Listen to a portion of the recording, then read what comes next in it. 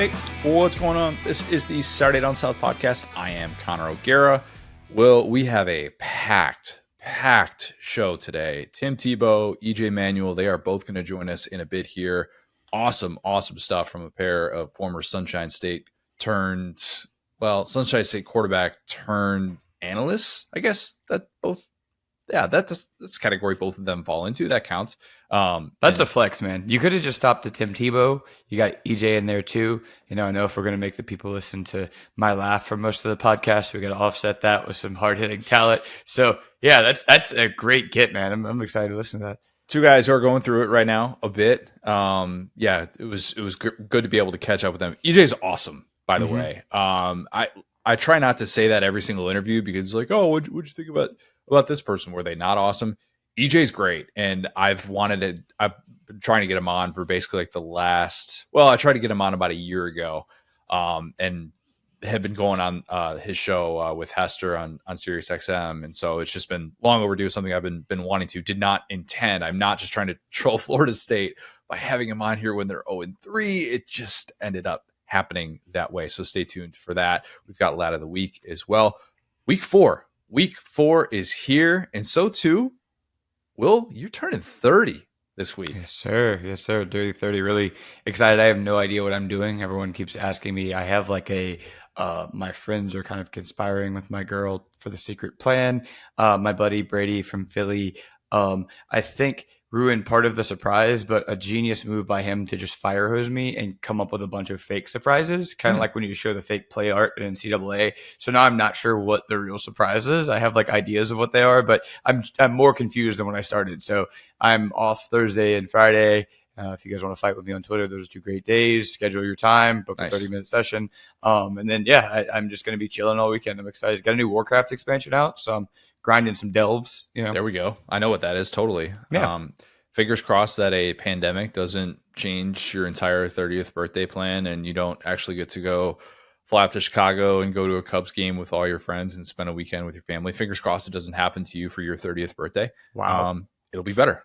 Yeah. Well, you know what? That's a very silver lining. And I saw two polls for you. I think you'll enjoy this about, finally kind of look in the mirror going, wow, you are kind of getting older, becoming an adult. I think 30 is a good line for that. And one of them was one of my buddies, Jeremy from Twitter. I'm good friends with him. And we have like a text group chat. And he was like, you know what the Saints remind me of?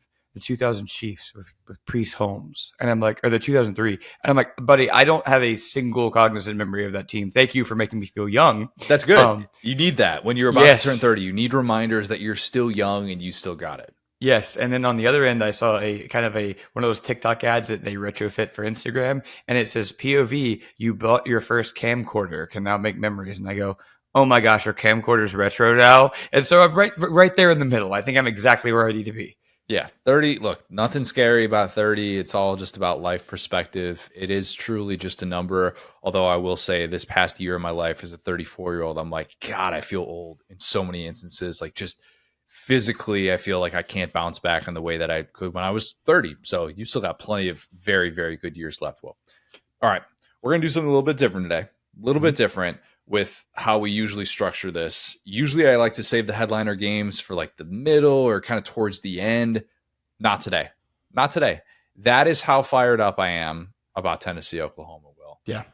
Number 6, Tennessee, 7-point favorite on the road. Number 15, Oklahoma, SEC debut for Oklahoma. The over-under I have for this one is 6.5 Toby Keith references. I think I'm about to have more on this segment. I think I am. Mm-hmm. Josh Heupel, Oklahoma reunion deserves a new name, a more all-encompassing name, dare I say. This is the Toby Keith Bowl. This is it. Okay. To honor the late Toby Keith, who unfortunately is no longer with us, I need to probably explain why we have very often said this is a Toby Keith game for someone. For those who maybe don't listen very regularly, maybe you just listen to game previews or something like that, or you haven't heard an explanation of why we call something a Toby Keith game. It's a how do you like me now win, usually referring to a head coach getting that win. I guess it can also pertain to quarterbacks or something like that. So this game is just the perfect culmination of that in a variety of ways. for Josh Heupel, even as the touchdown favorite, obviously, which, as Dusty Dvorak pointed out with my guys in the next round, OU is his biggest home underdog. Let me see if I can say that correctly.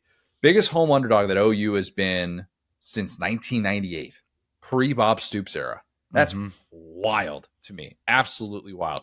For Heupel, very well documented what this game represents.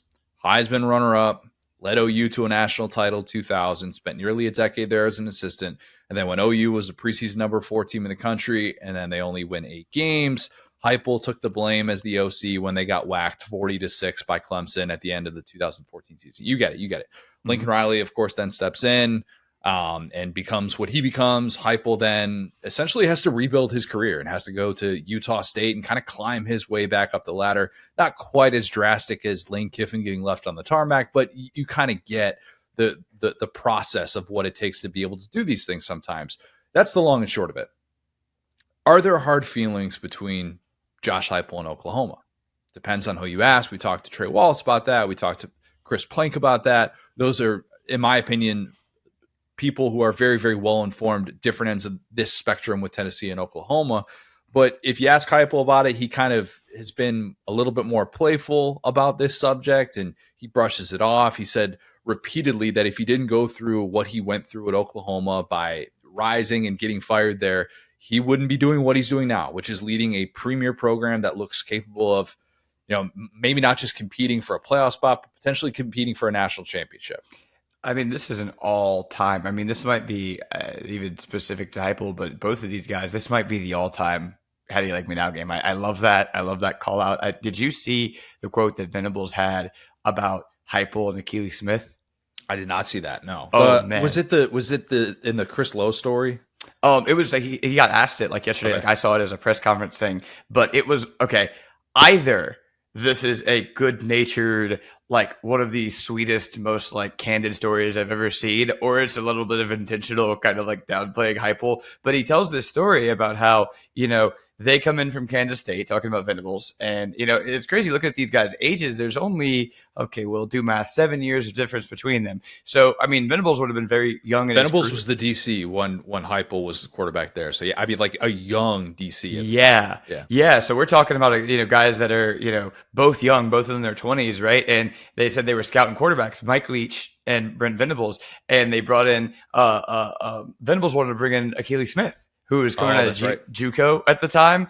And he said, Mike Leach, they come out and they have Heupel throw in. He said, he's a pasty guy. Kind of said he didn't really look great. So he looked a little doughy, a little pale. He said it's the winter, the wind's blowing. And he's like, this guy ain't it. I mean, this guy's not going to get it done. I want to go get Akili Smith. And he said, Leach looked at him and said, that's our guy.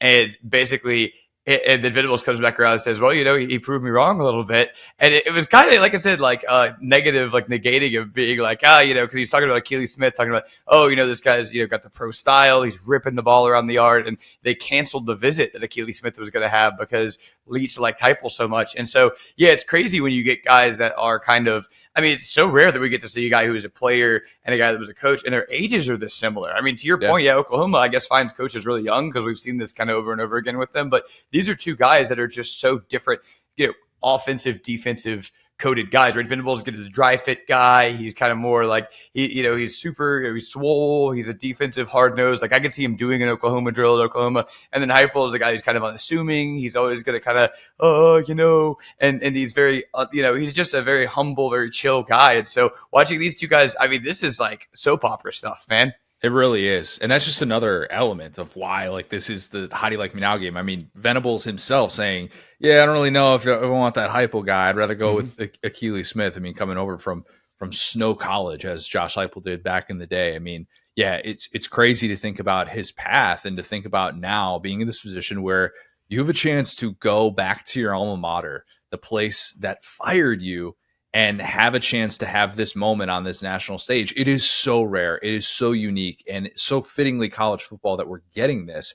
I'd like to think that when Heupel got the Tennessee job, maybe some Oklahoma fans laughed for the simple reason that, look, I like to make these things up in my head. Maybe Oklahoma fans are like, you know what? Like, he's never really going to figure it out, which would perfectly set up Heupel to maybe take some screenshots of those messages. And he's like, when I took off to Tennessee, I heard that you made fun of me. Never imagined I'd make it this far. Yeah. I mean, it's just sitting right there. Sitting right there. Dude, yeah, I mean, it's perfect. Yeah, I mean, I think like me now that I'm on my way, it's like I'm in Tennessee. I have my own program, you know. I mean, their offense, it's But wait, Will, there's more. Oh, Toby Keith might have looked into a crystal ball and secretly written this song for Josh Heupel and then was like, yeah, we'll make it about this guy who can't get this valedictorian in high school. That's a little bit more relatable instead of me as a diehard Oklahoma fan writing this to the guy who is currently the quarterback at Oklahoma. Because remember when this song came out? Fall of 99. Heupel's first year at OU. No way. In 2000, when Heupel was a Heisman runner-up, How Do You Like Me Now hit the top of the country charts. It was a crossover hit as well. I hope that when Heupel went to New York for the Heisman ceremony, he just played that song on repeat and he thought about the Weber State coaches who had him buried on the depth chart and he's like thinking about his path. Or maybe Heupel played that on his way back from the national championship after he faced off with the guy who won the Heisman, Chris Winkie, and beat him in a national championship. By the way, who sang the national anthem at the Orange Bowl, the national championship that year that Heupel won it? Toby freaking Keith, Will. No way. This is crazy. This is the Toby Keith Bowl in every way. And not even just for Heupel. That's kind of the crazy thing. Think about this, what this means for Oklahoma. I mean, if we just had the Oklahoma side of this, this is what we would be talking about. Remove all the Heupel stuff. Oklahoma playing in the SEC for 3 years. OU has had to answer the question about whether or not it's SEC ready. Okay. And we've talked about it on this show for a long time and have gone through different iterations of it because they've been a lot of different things over the course of the last 3 years. And how fitting that this is their first SEC game. It's against a Tennessee team that, gosh, I was thinking about this, and our guy Cole Kubelik would probably be a better person to answer this question. But is there anybody in the country that's playing better in the trenches than Tennessee right now? Offensive and defensive line, like they are getting after teams and they are dominating in that way. And it's going to be a game in which we get such a good answer to that question for Oklahoma of how they're going to stack up in that way. Obviously, you're going to have so much attention on this game. College Game Day coming to Norman with fans for the first time since 2012. They hosted Game Day in 2020, but obviously without fans. If OU wins this game against Tennessee, buddy, they had better be blasting some How Do You Like Me Now in that post-game locker room. Blasting it. Tennessee better have that queued up with the social team. Will, you always talk about the social posts that you want to see that that don't see the light of day if a team loses or something like that. This better be in the drafts, ready to go for either team. So can Oklahoma win the Toby Keith Bowl? Who, look, as my guy Chris Plank said on this show, you know, he told us in the offseason he had never seen a person happier than Toby Keith after Oklahoma beat Bama in the Sugar Bowl 2013. You know what? I just can't help but think that, like all of us who are going to be glued into this game, Toby Keith, who's usually on the sideline for every Oklahoma game, he will be watching this maybe from the pearly gates, hopefully from the pearly gates. Toby Keith's watching that, sitting there with his red Solo cup. He's like, come on, Sooners. Come on. Just give me my moment. I think OU plays out of its skull to start this one. Like, plays like a team possessed. Moves on from the Houston start. Moves on from the Tulane lull that happened kind of in the second half of that one. Nick Anderson's back. Jackson Arnold outplays Nico in the first half. Everybody's like, dang, I guess we were sleeping on Oklahoma a little bit. Josh Heupel somehow doesn't have an opening script touchdown for a game plan that he's probably been thinking about for 10 years. Everyone in Norman's rocking. But the poise of Nico Iamaleava and the depth of that Tennessee defensive line takes over. Nico does something that he hasn't had to do in his career to this point. Not just play on the road, but rally. This game is your last chance. If I'm speaking to someone that's like, you know what, Tennessee quarterback, where have we seen this before? This is your last chance to get on board. If you're not all the way in with Nico, the train's leaving the station. And I'm not saying he plays perfect football in this one. I don't necessarily think that's going to be the case because I just told you, I think Jackson Arnold's going to outplay him in the first half. I think this OU defense confuses him at times. Maybe a Billy Bowman pick in there. I could definitely see that happening. But a fourth quarter comeback that'll live in Tennessee lore, that's what's going to play out. I think Oklahoma covers, but can't quite put Tennessee away. That defensive line shuts down the Oklahoma running game late. I think Tennessee wins this one 28-24 in a game that absolutely lives up to the hype. So I see what you did there. So yeah, I think this is why we love sports, right? This is Yes. it. You can't write this, all the little intricacies of, one leaving, one going, whatever. And to me, man, I'm just going to be honest. Maybe this is my bold prediction for the season. I think Tennessee beats the snot out of them. I think they put their foot on their throat. I think Josh Heupel has a lot to prove to this fan base and this team. And I think, it shows that, we've passed the threshold of, I think, where Josh Heupel would go to Oklahoma, where he would leave Tennessee. I think it shows that he is on his own, right? That he's doing this stuff. And when you think about the trajectory of these two guys, I mean, Josh Heupel took over certainly a worse situation in my mind, right? No doubt whatsoever. Yeah. Like we could talk about the 30-day window and all that stuff, but like Tennessee post Pruitt, what Heupel did year one was so unbelievably impressive with that roster, with how much turnover they had. I was impressed with a 7-win season. And that's not to say that Oklahoma didn't have its fair share of transfers and stuff like that. I mean, obviously they lost Caleb Williams, for crying out loud. But still, I would 100% say that it was a worse situation that Josh Heupel inherited. Yeah, and I mean, that's the thing. Like, you talk to Oklahoma fans and they'll tell you, oh my gosh, you just don't understand how bad Lincoln Riley was. And as we've discussed, it's your best coach by win percentage, not championships, obviously, but win percentage. This is a team that was winning lots of games. They would disagree. They would disagree with you on that one. But I'm just saying, like, it's not, this guy left. It wasn't like, I mean, okay, let's just put two realities on the board. One team was so sorry they framed their own coach for paying players with McDonald's bags. Or you want to talk about poverty? That's poverty. Yeah. Painting the Rock, getting Giotto out of town, having a coup. That's a problem, okay? It's not we have one head coach for 20 years, we have his heir apparent waiting in the wings, and then he gets a little tired and he leaves. That's not real struggle. Tennessee has been struggling for this, my whole life. I mean, put it like that, yeah. I mean, since the SEC championship game against LSU when I was a wee lad, or I guess that was 2007, maybe I wasn't a wee lad, but it feels like it in football terms, right? Feels like, that was the last time Tennessee was really contending, right? You had that little blip on the radar, in 22, but I will say, Josh Heupel immediately beat the timetable in a way that I would argue Venables hasn't. I think that Venables came in with higher expectations and has underperformed them. And Heupel came in from UCF, into this disaster. And I was saying, I don't know if his offense is going to work at the SEC. And I was wrong. I mean, it's the number one offense in America. I don't know if, I guess you could talk about Texas, Michigan, but I think Michigan just stinks. That NC State win might be the biggest win that we've seen this year. For Tennessee. The biggest win of any team in college football? Yeah. I would disagree. I mean, I would definitely put what Texas did at Michigan ahead of them, even if Michigan ends up being an 8-4 team. Like, because what if NC State NC State's a 3-touchdown underdog at Clemson this weekend, right? Like, I'm with you, but think about it. Bringing in Grayson McCall. These are two programs that were really hurt. Yeah, right. Like, that's the thing. Like, yeah, Grayson McCall gets hurt and it looks worse over time. But I just think Michigan's not that good. I watched the whole Michigan game. Opening the season, they just look lost. Like, I just don't think Michigan's any kind of a good team. And plenty of people have marched into that big house and beaten them. You know what I'm saying? NC State is say what you will. They have had strong defenses. They've had good quarterbacks. They had a good quarterback in that game, and they got embarrassed. And that was more shocking of a result to me. Let me put it like that. So how about this then? The winner of this game gets to have the best one of the season. Yeah. And but we'll see how Oklahoma does this year. But I think this is going to be Tennessee's coming out party. I really do. I think that, when you look at what these teams had to fix, right? With Tennessee, it was very clearly building a defense and building an offensive line that could keep up with Heupel's pace. Okay.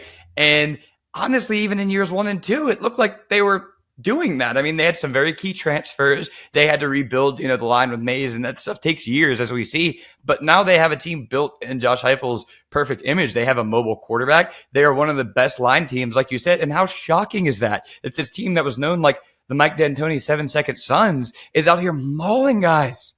Think about that, about all of these elements that Tennessee has working in its favor. And instead of the potential upside of just talking about a quarterback that Josh Heupel has groomed and some receivers that look really fun and a ground game that's rock solid. In terms of upside and vision of what some were saying, us included, of what the Tennessee could become, this is potentially an apex season for Tennessee. And it's the type of thing that you sell when you're in those interview rooms and you're trying to say, this is why I deserve this position. Tennessee is further along, obviously, than where Oklahoma is. And I'll push back a little bit on the notion that Venables hasn't necessarily lived up to expectations. They gave him an extension for a reason. It's because of the recruiting as well. And that's a part of it. We talked about this how is they the worst built Oklahoma football has been that I remember.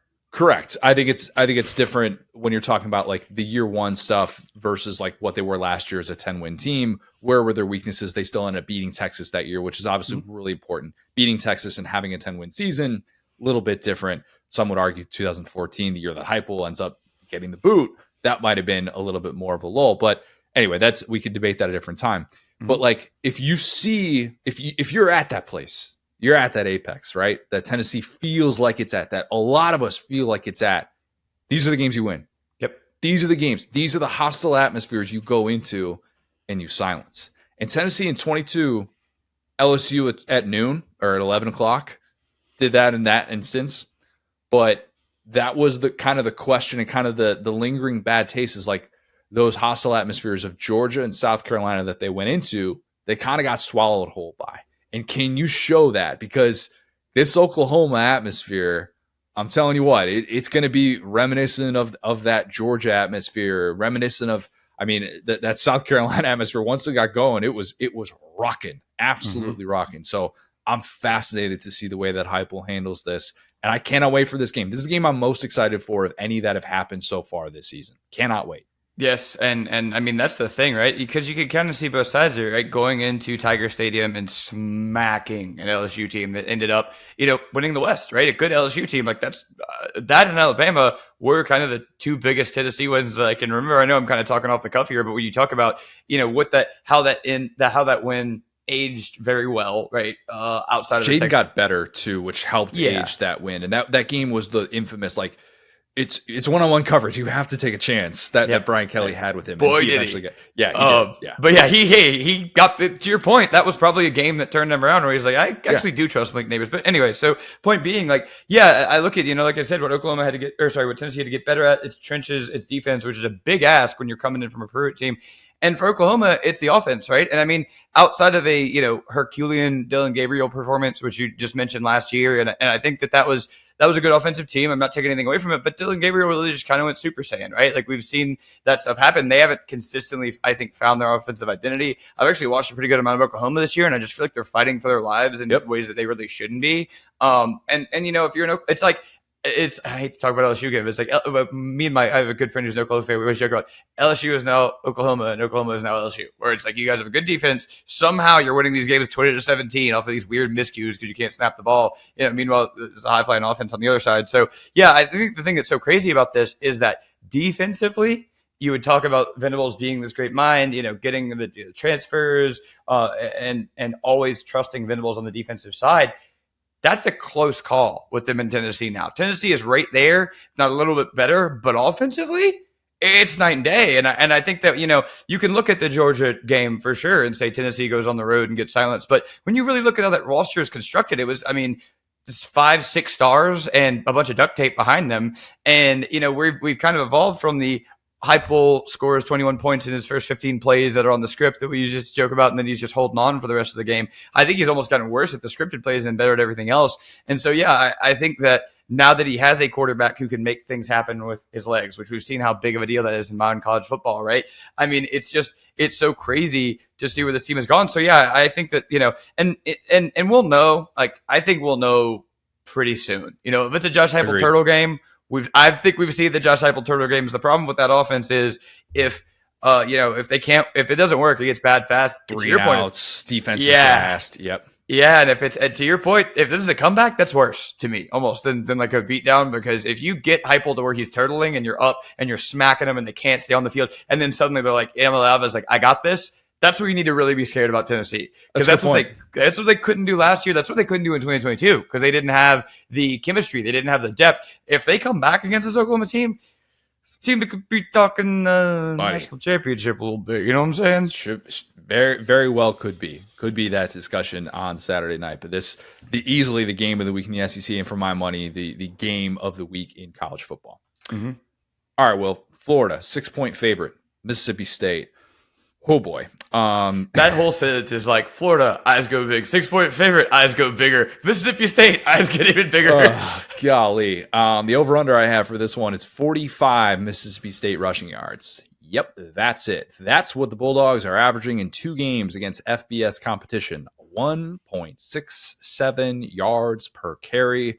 Woof, pun intended. Peyton Thorne has more rushing yards than Mississippi State leading rusher Kevon Lee. Peyton Thorne's played in 2 games. Peyton Thorne's also Peyton Thorne. Peyton Thorne who was notably Peyton Thorne. Is this just saying. Florida's run defense has also been basura, averaging 227 yards allowed against FBS competition. So this is a something has to give matchup, but not in a good way at all. For the sake of my entertainment value and your entertainment value and everybody listening to this, I hope this doesn't happen, but I'm bracing for this possibility. What if this is last year's Mississippi State-Arkansas game all over again? It's possible, Will. It is possible.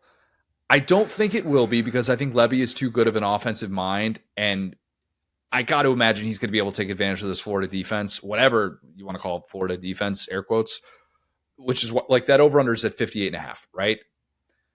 But I'm terrified because the noon slate is about as thin as it gets. Again, no bad Saturdays, but the noon slate doesn't have a whole lot of options for our multi-viewing experience. Dabo Sweeney, ironically enough, who spoke out about how great YouTube TV is with the multi-view, he's part of that noon slate. Again, aforementioned 3-touchdown favorite against NC State. But I don't know, like, am I going to have to flip on Kansas, West Virginia? Maybe both those teams have multiple losses. I don't want to do that. I'm going to be watching this game, and I'm just envisioning this scenario in which I watch the entirety of this football game, and I look back on those 3.5 hours, and I say to myself, I am saving those receipts for when I hopefully join Toby Keith in the pearly gates, as we mentioned before.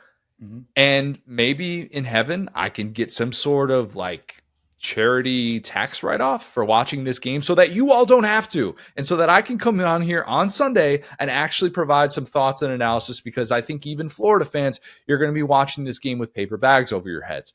I'm just saying, it's true. Will, these teams are a combined 1-13 in their last 14 games against FBS competition, and that lone win was last year when Mississippi State took care of mighty Southern Miss, a game in which it led by a touchdown in the middle of the fourth quarter. If these teams go a combined 1-15 in SEC play, with this game being the lone win, it will not surprise me. It will not. This game is so bad that it feels disrespectful to Dan Mullen to call it the Dan Mullen Bowl. It just does. Okay? Like, this is our only hope. Our only hope is that DJ Lagway, maybe some Kevin Coleman type stuff, splash plays that he gets in the passing game for Mississippi State. That's the only thing that can save our entertainment for this one. I am picking Florida win by a touchdown, 21-14. If you don't have to watch this game, I don't recommend staying away from football. Watch as much football as possible. Maybe find a different option or watch a replay of a past game if that's what you got to do in the noon slate by any means necessary. Woof. I think there are 2 very different kinds of bad teams across sports, right? We've talked at times when I covered the Orlando Magic, they were not a fun bad team. Both of these are fun bad teams. So I think that, yes, and I'll tell you why. This is a good example of a game that when I was younger, I would not have watched because I didn't have social media. This game on Twitter is going to be one of the funniest things in the world because these teams have found ways to do things wrong that I could never anticipate could even be done wrong, right? So, like, the guy, like, I saw a tweet during the last 40 games, it was like, shook this man so hard he turned into a werewolf, and this guy is, like, running on the ground on all fours. Like, there's the, the way that Florida was when they had fired their DC Grantham and they played Stanford and they gave up all those points. I think both of these teams are that way, wherein, Mississippi State has all this coaching turnover. They're not really sure who they are. Florida should have more cursing turnover, but they don't yet, and so everyone's kind of checked out. So yeah, I think this game is going to be so sloppy, and the difference is like guys falling down. Like I think in the Arkansas-Mississippi State game, we notably didn't have many guys falling down. It was actually kind of a gap-sound game. That's why the score was so low. The offenses were failing for sure, but when a guy falls down, you score a touchdown. I will give you over under 4 guys falling down in this game. Well, I think Florida's best defensive moment of the year was the clip that SEC Network tweeted out where the A&M running back, I think it was Emmitt Smith Jr., actually, who saw Desmond Watson, our thick king, in the hole and then just chose to go the other way. I think that's Florida's best defensive moment of this season. And I'm not going to include anything that happened in week 2. I'm talking about like against a real team. Yep. I would be so upset to lose this game as a fan because of that reality. That reality of, oh my God, we're not going to get one this year, are we? Is staring both of these teams in the face. Mm-hmm. It really is. And I mean SEC play. That's what we're talking about here. We're not talking about whether or not Mississippi State's going to get that one late in the year against UMass. TBD on that. We don't discount Ryan Bamford, but I do. You can't beat Florida. You certainly can't beat UMass. They got an identity up there. Do they though?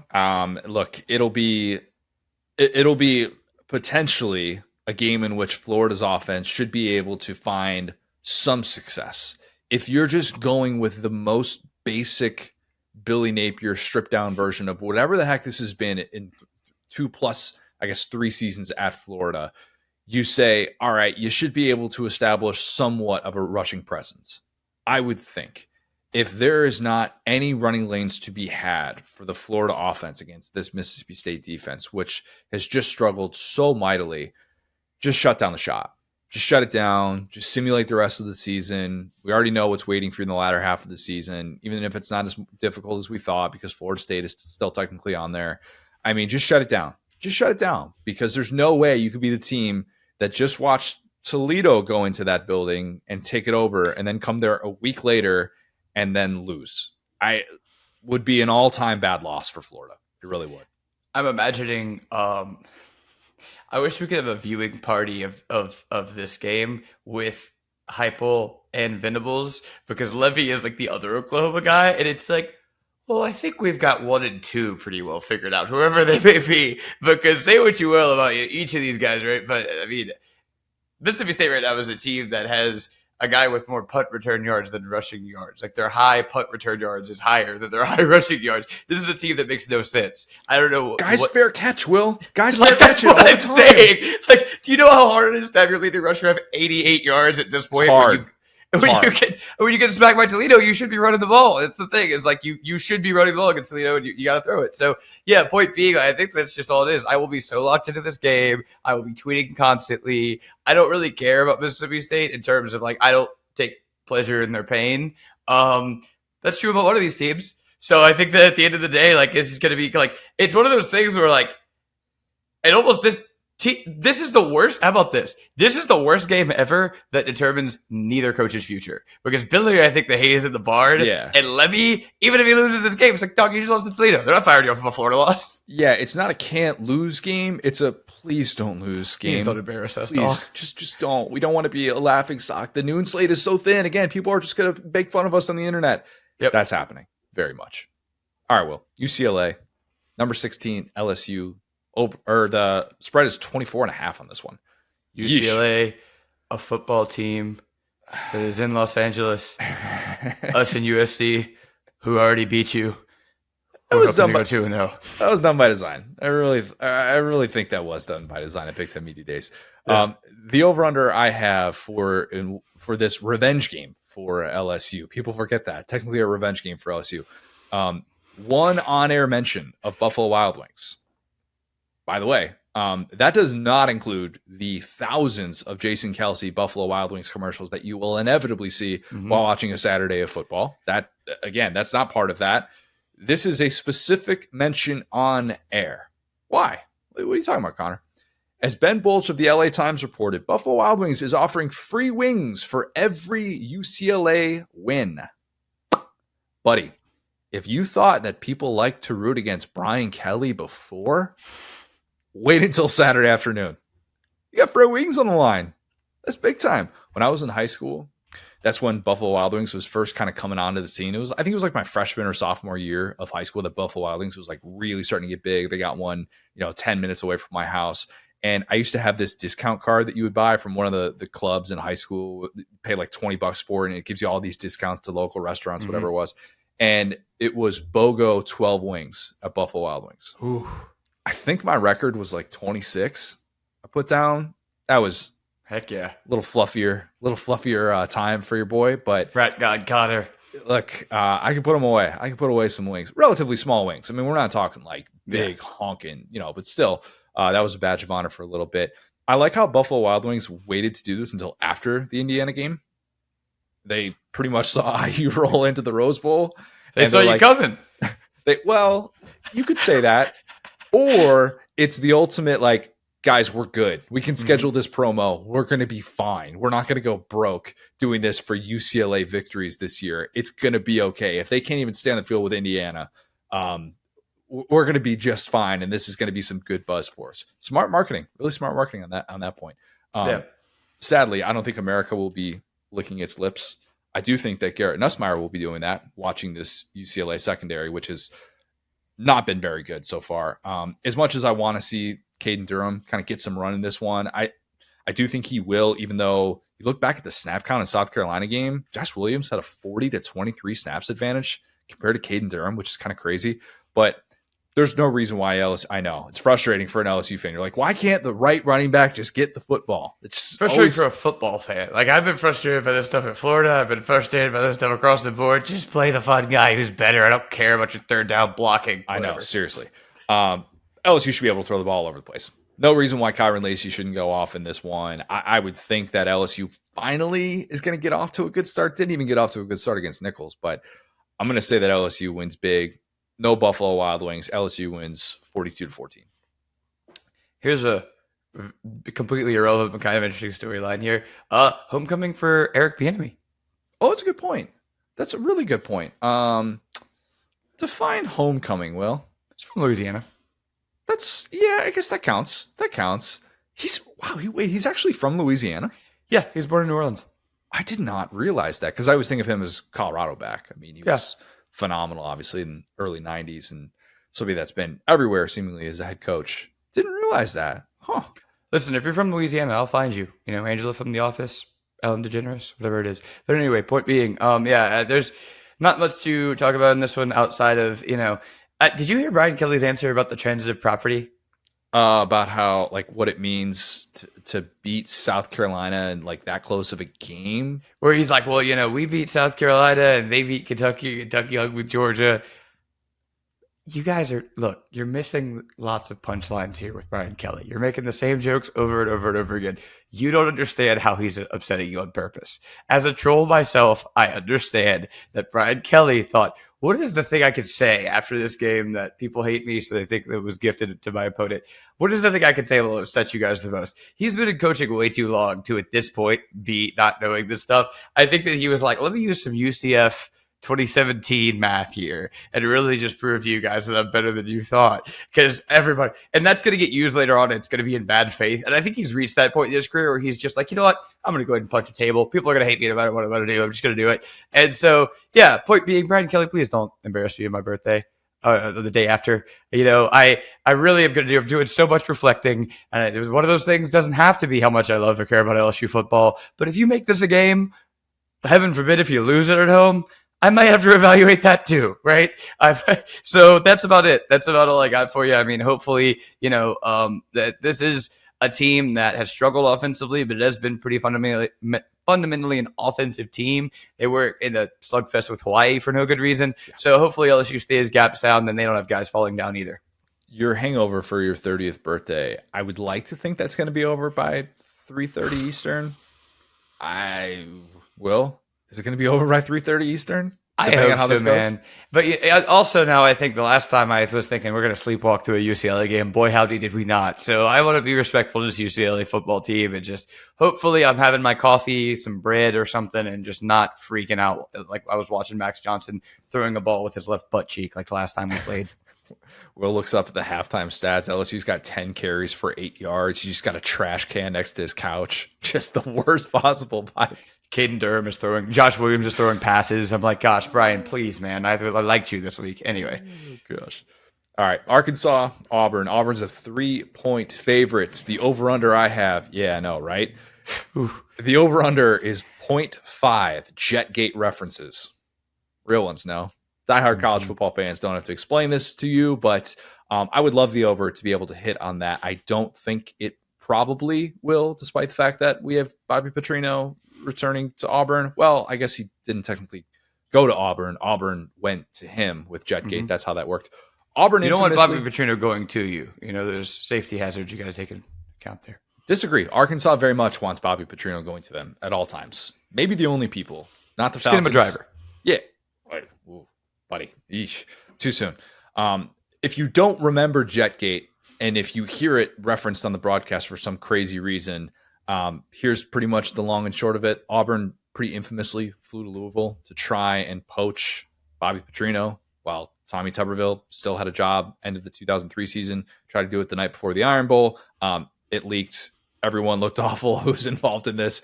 Amazing that Auburn had the 2004 that it did. Very historic, undefeated season, obviously. And then Tuberville ends up getting 5 more years after that. But anyway, when Petrino was the head coach at Arkansas, he beat Auburn 3 times in 4 years. Since the neck brace in that aforementioned so-so driving of motorcycles, Arkansas has only beat Auburn 3 times, including just once the last 8 seasons. If you're trying to figure out, and I get asked this question sometimes, like what's holding Arkansas back? Like what can take Arkansas to that next level? Because I think it's pretty easy to be like, oh, well, you see how they stack up against Alabama. It's the longest annual losing streak in the SEC is Arkansas. Alabama, obviously, they couldn't beat Saban.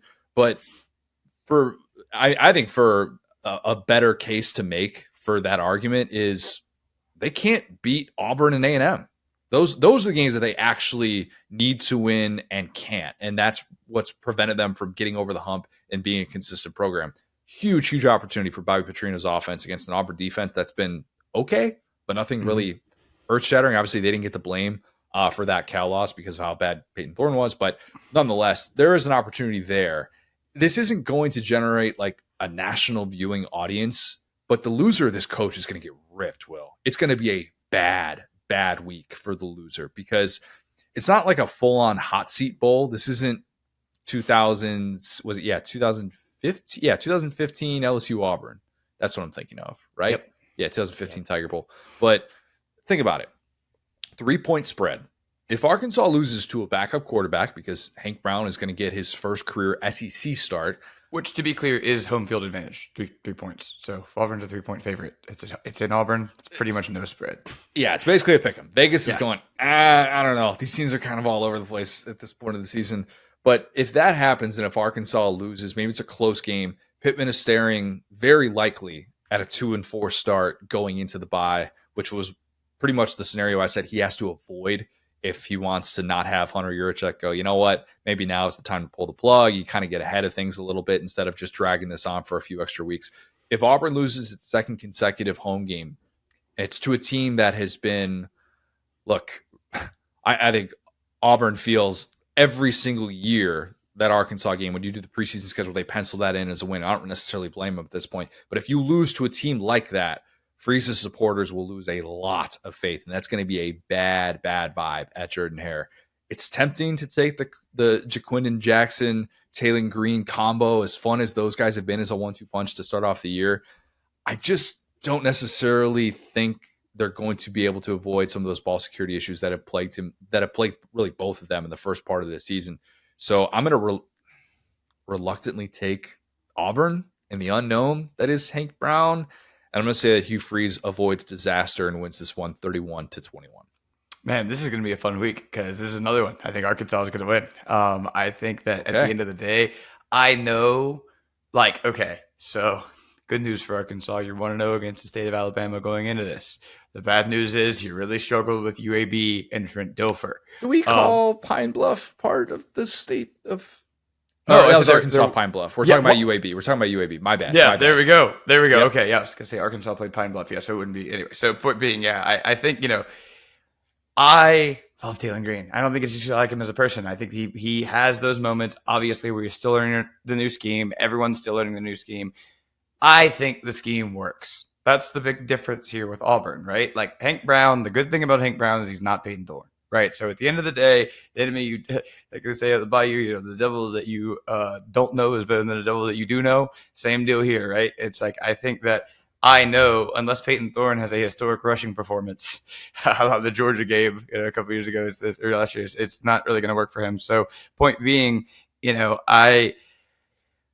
man, this is so hard to say out loud, but I actually really do believe in this Arkansas offense. And I think that Auburn just hasn't proven to me that they can put anything together. I think that they've struggled in games they shouldn't have. I understand Arkansas has done the same thing. But if I'm just looking across the board and I'm like, these are two teams that I would say are similarly talented, right? Outside of a couple, Landon Jackson is another guy. Like, I think that at the top end, Arkansas might have a couple more of these guys. You talk about Jaquindon Jackson and all that stuff. So I think that honestly, if you're picking talent, I mean, who's the talent that kind of scares you at Auburn? Coleman, obviously, but he's a freshman. Who are the dudes on Auburn right now? I would say, yeah, it's the freshman receivers. Those are the dudes. I mean, Jarquez Hunter has had moments in which you've seen the breakaway rushing ability, and he can have that 40, 50-yard touchdown. But you're right. I mean, they haven't established those guys consistently yet. And Keandre Lambert-Smith was kind of brought in to be one of those guys, and he's had some good moments, I think, to start off the year. But the guys that on the back end, you're like, that's going to be a mismatch. And by the way, Coleman's banged up, and it looks like he's going to be out for a little bit, I believe, dealing with the injury that he suffered in the Cal game right before Peyton Thorne throws it his way, and it ends up being an interception. But it's a fair point. They don't have those established guys yet. And this Arkansas defense has actually played, I think, all right. UAB game had some moments where it was like, it's not necessarily there. But, yeah, look, I think there's a reason why that spread is only 3. You could definitely and that's see with Arkansas the play-ins, by the way, which I undersold that. It's technically all counted as 3 points, but the play-ins should be a good 7 to 10 point advantage too. So because they've gotten up, but the thing is, I don't think this is a get up for this game. I don't think this is the 2, 3, 4 games of the year where Auburn really gets that spiritual power of Jordan Hare. I don't think they should need it for this game if they're a good team. So, yeah, point being, those games you kind of know ahead of time, right? Georgia, Alabama, they're these big mythological games that, Auburn just plays different home. I mean, these are two guys, and this is honestly the biggest compliment. Do not take this the wrong way, but these are two offensive coordinators that draw some stuff up on the napkin guys, stuff you've never seen before. These guys have forgotten more football than we'll ever know, talking about Freshino and Freeze. And I'm so fascinated to see these two offensive schemes and to see the formations and the sets and the way they use, Hank Brown, relative unknown. You want to kind of make the playbook a little bit smaller for him to where you could just do the stuff that he knows how to do and you're not really trying to program him with too much stuff. But on the other side, if you're in an away game in the SEC, you also need to shorten your playbook a little bit too, especially with a guy like Taylor Green who's new to the offense. So I think this is actually going to be an evenly matched chess match between two guys who, let's say you give them Georgia's talent. I think they would be able to do insane things with really plus level athletes. Georgia didn't really have the pass catchers this year, but Ohio State's talent, if they had those type of guys, we're going to have a middle screen to this guy who's going to then do a barrel roll and take off. But with these levels of talent, you really can't get that creative because they can't win one-on-one. So point being, this is going to be a scheme game. I do like Arkansas's talent. As weird as it sounds, a little bit better despite what Freeze is doing on the recruiting trail. I think that Arkansas has done a little bit more in the portal. But I think scheme-wise, Petrino was just a couple of steps ahead of Freeze too. Still got it. Yeah. Robert Patrick still has it, man. I'm just saying, drawing him up on napkins. He's the sunglasses are going to be out. They're going to be popping. Would not be surprising if Arkansas won this game. All right, well, let's close with Vandy and Mizzou. Number 7, Mizzou. 20.5-point favorite. The over-under I have is 16.9 Vandy points. That's what Vandy averaged in SEC play last year. Somehow, this is going to be one of the more depressing stats you've ever heard. Averaging 16.9 points in SEC play. That was Vandy's best offense against SEC competition since 2018. Yeah. Mind you, that was a Vandy offense that scored 21 points, scored more than 21 points in 2 of its 8 SEC games. That was last year, though. This is Pavia, or as I call it, BP and AP. Well, I guess Pavia is still there, so it's not after Pavia. You get what I'm saying? Yeah. This is the Vandy offense that's putting up 40 a game. This is the Vandy offense that's running out of fireworks.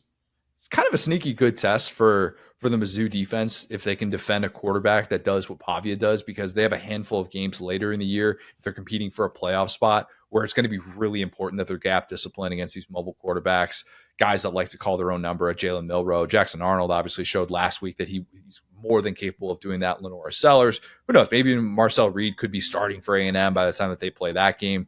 Did a pretty good job against Castellanos last week, Boston College. It's got to be Castellanos. Look, I heard them say the only person I heard say Castellanos was McAfee, which makes me think that it is Castellanos. So we've covered it. We've covered both sides of it. It could be either one of them. Castellanos, obviously. I mean, wait, hold on. Tom Brenneman's going to get a Boston College game. I already looked this up, Will. Already looked this up. Way ahead of you. Way ahead of you. They have not decided yet whether or not Boston College is going to be on the CW. There's like 8 people listening to this that actually have an idea of what we're talking about. On the CW. Anyway, they need to. Boston College needs to be on the CW. Like we all agree very much. But yeah, I think I'd actually be somewhat impressed with Corey Batoon's defense, a defense that I kind of dogged in the offseason, if they are able to shut down Vandy. And that's not a sentence I say out loud very often. The problem for Vandy is that I think they don't really have a favorable chance of showing a whole lot of discipline against Mizzou's offense for 4 quarters. Maybe early, maybe they have some moments, but it's kind of nice for Drink that he can point out to a top 10 team that he has, like, look, you guys have not been as good as I think you can be, and you're still sitting there with everything in front of you, and you still have all this proven talent. I think that he can avoid a sleepwalk game against Vandy because of what Vandy has already shown, despite the fact that obviously the air fell out of the balloon a little bit with the Georgia State loss. So I'm going to take Vandy to barely cover, but Mizzou wins 35-17. Yeah, I'm right there with you in that, if they convincingly beat Georgia State, I think that Vandy would have been creeping into that others receiving votes category, which is a terrifying thought. But at least I don't think they'd be ranked necessarily a 3-0 SEC team, but so with a winning against VT in overtime. So yeah, that being said, I really hope this isn't a Drink overthink game. He kind of in a way had one of those last week. Boston College, I think, is pretty well coached. It's top 25 team, yeah, it's understandable. Say what you will about Bill O'Brien, but he at least knows, how to get the guys kind of in the not to have procedural penalties and stuff like that, to play a cleaner game. It may not be the most smooth game, but it won't be a disaster. And so point being, I think that I really hope this is a just keep cruising. Mizzou is going to have some close calls this year. They've already had one. That's kind of the identity of not just Drink, who, is a great fit for this program, because historically Mizzou has had some of these games where you're just like, why are you're playing the Marine Academy? Why are you in a 1-score game right now? Just get out of here, man. Also known as the Florida Gators last year. But anyway, I think that we, I just think that this should be a walk in the park for Mizzou. And again, those are the games you're supposed to, control. Now, that being said, man, I love Pavia, and I hate that the win was taken out of his sails. He's a super fun guy. I think he'll probably be good for about 2 or 3 plays a game where you're like, oh my goodness, how did Vandy end up with this guy? Of course, it's the New Mexico State Illuminati. We've discussed this. If you listen to this podcast, the blood oath they all took together to save Vanderbilt. And that's probably what would come out if, Vanderbilt finds a way to make this close or upset. And I think, I don't spend too much time on this game, but what would you say about the vibe on Vandy and Clark Lee right now? It was pretty destitute at the end of last year. They had the great VT win, you get the Georgia State loss. It's just hard to me to find a pulse on where we're at here. SEC play is going to determine it. Yeah. You can get off to a nice start like they have. You can feel like you've made all the right moves. The Virginia Tech win was great. If you have another season in which it's an O for an SEC play, it's done. It's done. That's just the reality. Who knows? 1-7 can look a lot different depending on who that one comes against. And it can look a lot different if you're, obviously in position to win a couple of extra games and people think that you're supposed to. But it's still going to come down to that. This was never going to be he saved his job just by virtue of beating Virginia Tech. Like that's great. That's awesome. But you still have to show that you can do it for the duration of the season. And there'll be questions, obviously, if this goes south and if this is a blowout for Vandy. Vandy fans will feel like same thing all over again. I think Mizzou's kind of avoided this, though. This like this potential hiccup. They had a game like this a few years ago against Vandy. I mean, like last year, yeah, I know they played a good competitive game against Florida that went down to the wire. But like they've really, for the most part, kind of put their foot on the gas against. See, that's what I'm saying. Like VC is not a team. If you are the number 7 team in America, not this year, more so like last year. But I think it's in the DNA. You just never know when it's good, and it's very different than the puke on your shoes game because like the Buck Stoops puke on your shoes game, you just can't snap the ball. Like you have no shot at winning that game. The Drink game went from a game that he used to lose in hilarious fashion to now he just wins them in hilarious fashion. Mizzou needs a drama-free Luther Burden game too. Yep. Had the game in week 2 where he leaves because he's sick, and everybody's kind of like, why did Luther Burden leave? That's not good. And then last week, he doesn't get a touch for the first 20 minutes of that game. And then he ends up having a really good game, but you still had the 2 unsportsmanlike penalties sprinkled in there where Drink is ripping him on the sideline. Mizzou needs a drama-free Luther Burden game where he just dominates, and maybe he beats a great player like CJ Taylor over the top or something like that. But I do think Mizzou wins this one convincingly.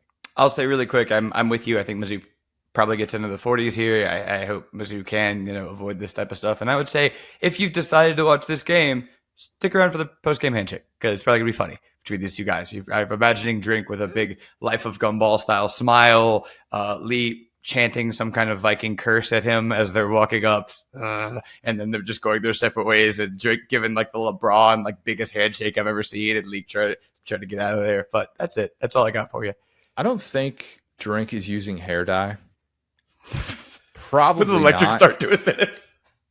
I caught an angle of him during the game day interview that he was doing with that robotic dog that made me think, is he experimenting? Is he experimenting a little bit? He might be. Drink is in the come home category. He is. Don't sleep on that one. He's got a bunch of kids, he's got like a stressful job. It's understandable that it's going. I'm just put a pin in that one. And I'm the czar of SEC coach hair. We're always on top of it. Yeah, look, he's already got the dad vibes. He's got kind of the dad jokes. He loves Creed. Big Creed fans here. So, I think it already fits him. Let's just embrace the dadism. Yes. All right. Well, lock of the week. We are. By we, I mean me, because I'm the idiot. 1 and 2. You've been playing in my face with these locks of the week now. Come on now. You're betting against Nebraska and for Colorado. You're betting on Gus Malzahn. I'm telling you, Gus Malzahn ain't who you bet. UCF won that game. They did. They came back and won, but they just didn't cover 2.5. It was, and I made the mistake of saying it's basically a pick 'em. It's the reason why Vegas hands out those spreads. So I take the L. KJ was at his best when the moments, seemed to matter in that game. And like I kind of had that game snuffed out. I'm just saying. But yeah, 1 and 2. I'll get back to 500 this week. Here's how we're gonna do it. Okay. USC is a 6-point favorite at Michigan. Here we go. You might have heard Alex Orji getting his first career start. I think everyone's excited. I think everyone's going, wow, Michigan offense unlocked. What's it capable of? I don't think it's good to be a one-dimensional offense against a Danton Lynn defense. I don't. I think that defense is gap discipline. I think they defend the run extremely well relative to past Lincoln Riley teams, and we need to kind of throw that out for the time being. As long as Danton Lynn is running that USC defense, I am telling you, you need to not associate it with Lincoln Riley. Just think of it as a separate unit. I also think Miller Moss, based on what we've seen, very limited sample size. You're right. It is better as occasion name. It should be just be occasion name. He's got the type of poise that you need to go into an environment like that and win. And I know I'm basing that a lot on what he did in Vegas, which, Will, you were there. That sounded like Death Valley West. All right. It did. And that takes poise to play as well as he did down the stretch of that game. And yes, it's against the LSU defense, but still made big time throw after big time throw. I think USC wins this by 3 touchdowns. And we're wondering if Michigan is like a 7-5 team this year. I'm telling you, Michigan's not any good. And, I'll give credit to the USC fans, man. I'll be honest. Those guys were like, I agreed with kind of the reports of like, oh, you know, it was 80-20. The Cajuns are everywhere. I don't know if these USC guys are staying at a commune. I don't know where they all came from. They can but drive. It's different than what you guys had to do. That's yeah. why. Yeah, you know what I'm saying? Like, I don't know where they all came from, but walking over there, it was 90-10, 80-20, and then they got in there and they were pretty loud, especially for the first, half or so. And then at the end, like, I'll give them credit. There were not as many as them, but they were locked in. I unfortunately have a lot of respect for the USC fan base now. That's what happens when you're comparing Kelly as your coach. You end up with a lot of respect for a lot of your opponents. We almost went 0-2 against USC's is how our season almost started. So anyway, they will find the funniest way. Anyway, so point being, yeah, I think Michigan is just kind of cooked. I don't know. I don't like anything about them right now. I like their tight end who fumbled. I think he's out too. I think Loveland's out. He left last game with an injury. Yeah, I was about to say, against Texas, he had like one of the weirdest non-contact fumbles I've ever seen. You almost got to start grabbing your leg if you fumble like that. So, I mean, yeah, I don't know, but that's it. So, never mind. I like nothing about Michigan. I think USC, obviously we're kind of getting the postseason, like preseason jitters out against LSU, but I do think this offense is going to be up to par. But exactly what you said. Their defense is night and day, man. Unfortunately, Lincoln Riley and Bear Alexander have teamed up to actually have a pretty good defense. So this is actually a pretty good team, and I just don't think Michigan is one. And the fact that you can still get a spread like this, I think is a really smart pick because after this week, I don't think you'll be able to get this type of spread in a Michigan game. I agree. I think that this is probably the last time we're going to think of Michigan as like, it's the big house. Defensively, they should still be really good. I think USC has the ability to change that. All right, let's kick it to our interviews. Great to be able to catch up with Tebow and EJ. Like I said, first time having EJ on. It'll be first of many. We will have him on a lot. Just a rising star in this business, someone I've really enjoyed getting to chat with. So, I think people will really, really enjoy that conversation with him. First Tebow, then EJ. Now excited to be joined by a very special guest. It is Tim Tebow. Tim, plenty to get to with you, of course, but let's start with something that you've been doing for years. I know you're very passionate about. It's got a new twist this season. Tell us everything that's going on with the Allstate AFCA Goodworks team. Well, we are just so excited for another year because these 22 young men are doing incredible things on and off the field. And it's also so near and dear to my heart because I got to be a part of this team.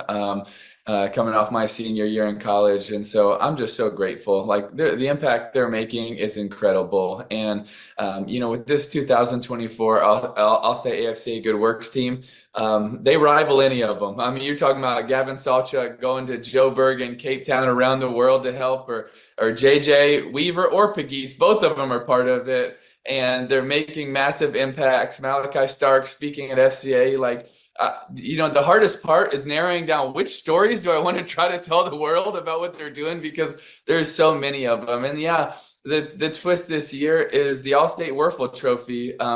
Whoever the team captain is going to receive that, which is an incredible honor. It's something I was very fortunate and humbled to be a part of and win. Danny Werfel was a huge hero to me growing up and the example he set. And now these team captains have the opportunity to try to live up to that and receive such a humbling award. And so we need everybody to go vote on who they believe the team captain is. And that incredible honor, they'll receive the Allstate Werfel Trophy. You need a trophy named after you too. Werfel's great. Like he's awesome. No, you need a trophy named after you too. I don't think so. I think we can keep it to the Allstate Goodworks team and Danny and I think that'll be good. Mine would be just weird, I think. I love it though, because it shines a light on the great things that are going on with everybody talking about, NIL and playoff expansion and, everybody's out for money. It's nice to see things like this that are happening. And obviously you're a very, very big part of it. Okay. So that's the positive, Tim. You knew that we were going to talk Florida, which not so positive, obviously. You were on the sideline at the Swamp for the opener against Miami. And I know that you were there last week with SEC Nation. I had Laura Rutledge on the show last week, and she was saying how, you guys on the sideline were like, we want to play because we feel like we could show more effort right now than what's going on and how disappointing that was. From your vantage point, just take this any way that you want. What's missing at Florida right now? That's a good question. I think probably to sum it up, an edge. Just some form of an edge. I would love to see some of the next steps just being in the level of tenacity and fight that they show in the games. I think that at times it looks very competitive, and at times it's where is that physicality? Where is that tenacity? Where is that edge? Where is that 4 to 6 seconds of relentless effort and focus? And I think it's hard because we generalize like that, and that's not always fair to generalize because there's some guys that are giving incredible effort, and you see individuals playing, but as a unit, offense, defense, special teams, I think the physicality up front on both sides has to get better. I think it's one of the biggest issues is we're not winning at the offense or defensive line, period. And then on top of that, you have to take so much pride in this. And I don't mean that in an arrogant way. I mean that in a competitive way. You have to take pride in your team and your teammates and what you do. And that there has to be a level of that, that it's just, no, like I'm representing the front and the back of this jersey, and we're not going down this way. We're going to, if we lose, we lose, but we're going to lose swinging. And that's where I would want to see there be a difference. Be honest, how many tackles were you ready to make in that opener? A couple. A couple. I tell you, Spikes was about 15 feet on the field, though, several times. So he was closer than I was. Golly, he could still get 15 though. That's the crazy thing is like you could tell me like there's no doubt whatsoever he'd be getting sacks, he'd be getting TFLs. Like I would not want to give that guy the right of way to be able to do that. No, there's no chance. It was awesome. We were standing there, and so many of the guys that were there that came back were amazing defensive players. We just had just so many players that were there, and it's so many of the linebackers, and then Major Wright, and it felt like all of the guys that were there are very physical, hard-hitting guys. And it was like, oh man, I literally have to feel like I might have to hold them back from getting too far on the field. And I was like, that's the type of competitiveness we want to see out of everybody. You didn't have Miami fans trash talking, dude. Like they know, like, all right, they can take over the stadium, they can kind of have their moments, but Miami fans know their place not to trash talk Tim Tebow, I would hope, right? There wasn't too much, but there's a few players and fans that try to get after it, and I just ignore it and keep going. Okay, so the initial plan for DJ Lagway was to be to Graham Mertz what you were to Chris Leak, and obviously all that changes when you go 1-2 and it starts off the way that it does. Would you make Lagway the starter right now if you had that decision? I think I would probably keep evaluating it week by week. I think when we look last week, Graham was much more prepared to handle the looks on second and third and long, as he should be. He's seen a lot more defenses. And so I think, against the Mississippi State and some of the weeks, I think you need to balance that. You need to let DJ get reps because he's going to learn through that. But it's where it balances of who you're playing, because a Mike Elko defense, when you can't run the ball and you're in second and third and long, I said this before the game, DJ's going to be seeing pressures and looks he's never seen in his life. And that's not fair to him. And give him time to adjust and build. He's going to be a great player. And you can see that flourish at times. But I think it's important that you help him build and grow and let him see the looks. And if you're running the football and you're able to get in 2nd and 6 and 2nd and 4, then it's a different offense than 2nd and 12 and 2nd and 13. How many times were they behind the sticks last week? That's a tough look for DJ, but that has to be applied when looking at who's your quarterback. But let's be very clear. The quarterback room has not been the issues for Florida. That was not the issue week 1, although people look and say, well, the intercept, but he's getting hit in his face almost every single play.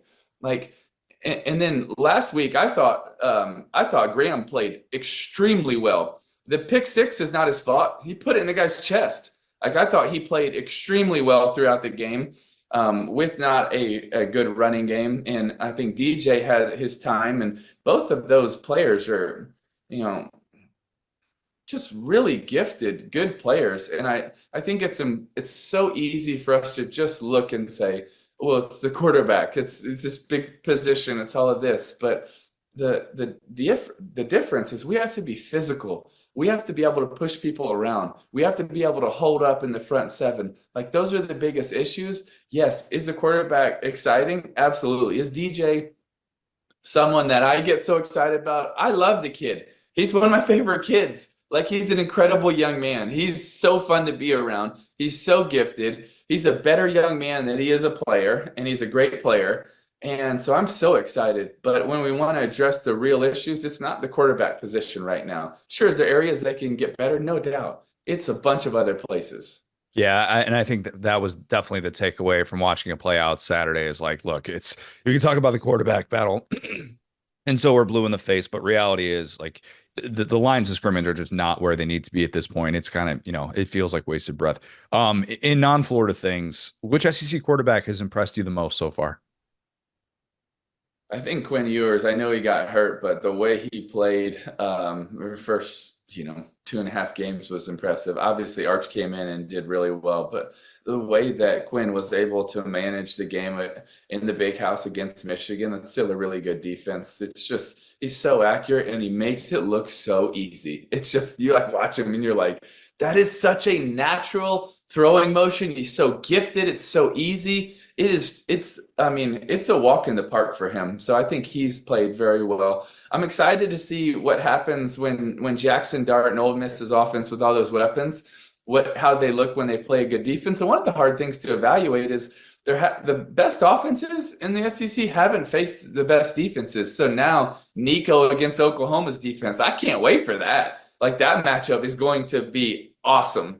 That is going to be really fun. It's going to be exciting to see when Jalen and Alabama's offense go against Georgia's defense. That'll be really exciting. But those are the two. I mean, Nico's really stood out. How he played against NC State, the way he's able to go from an easy catchable, accurate short pass to a on the money throw down the field. Just completely changes Tennessee's offense, and I love what they're doing right now.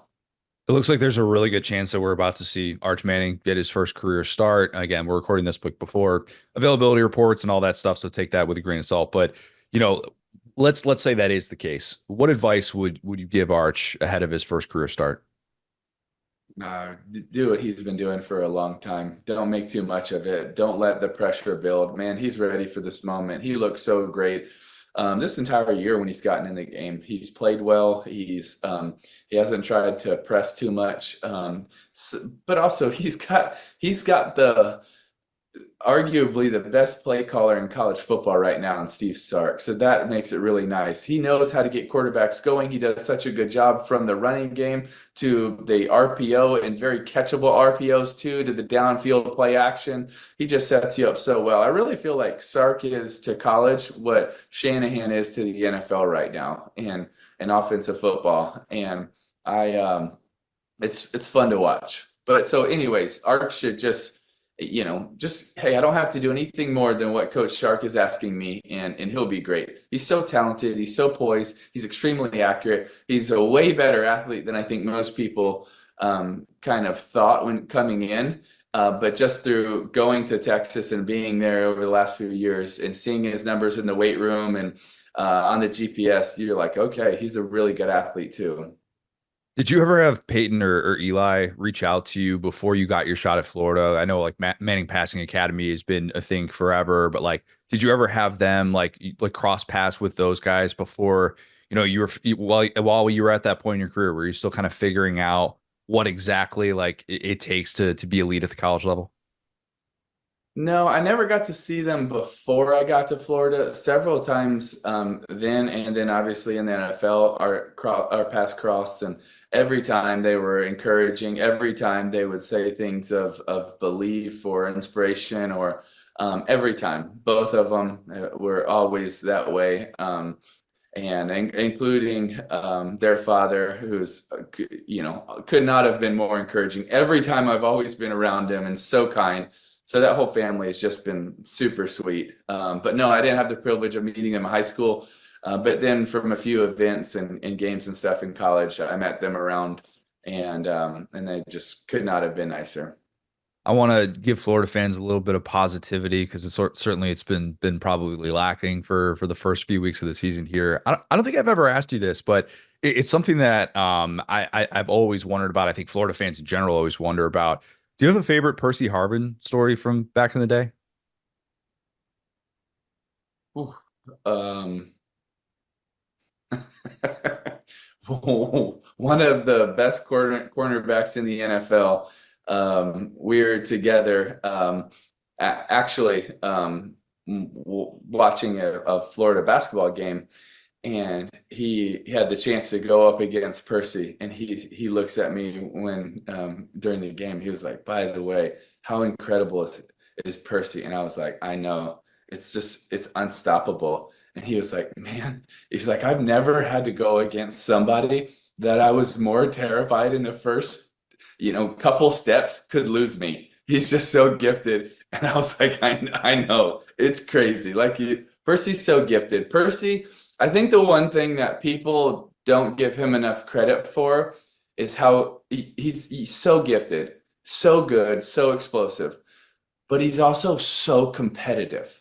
Like, man, in big moments, that's also when Percy he shines and he wants the ball and he shows up for those big games and he shows up for the big moments in them and he wants the ball. And man, that combination when you have very gifted and very competitive, like he didn't shy away from those moments, and I loved it. There's that look in his eye where like, dang, okay, I'm glad he's on my side. It's awesome. What could he have been in the NFL if he had stayed healthy, man? Because they just there was like that brief moment with the Vikings where people are or maybe it was with the Seahawks. I can't remember, but there was a moment where people are like, "Is Percy Harvin already the best player in the NFL?" And then it obviously never panned out for him and being able to stay on the field. But like, what type of player could he have become?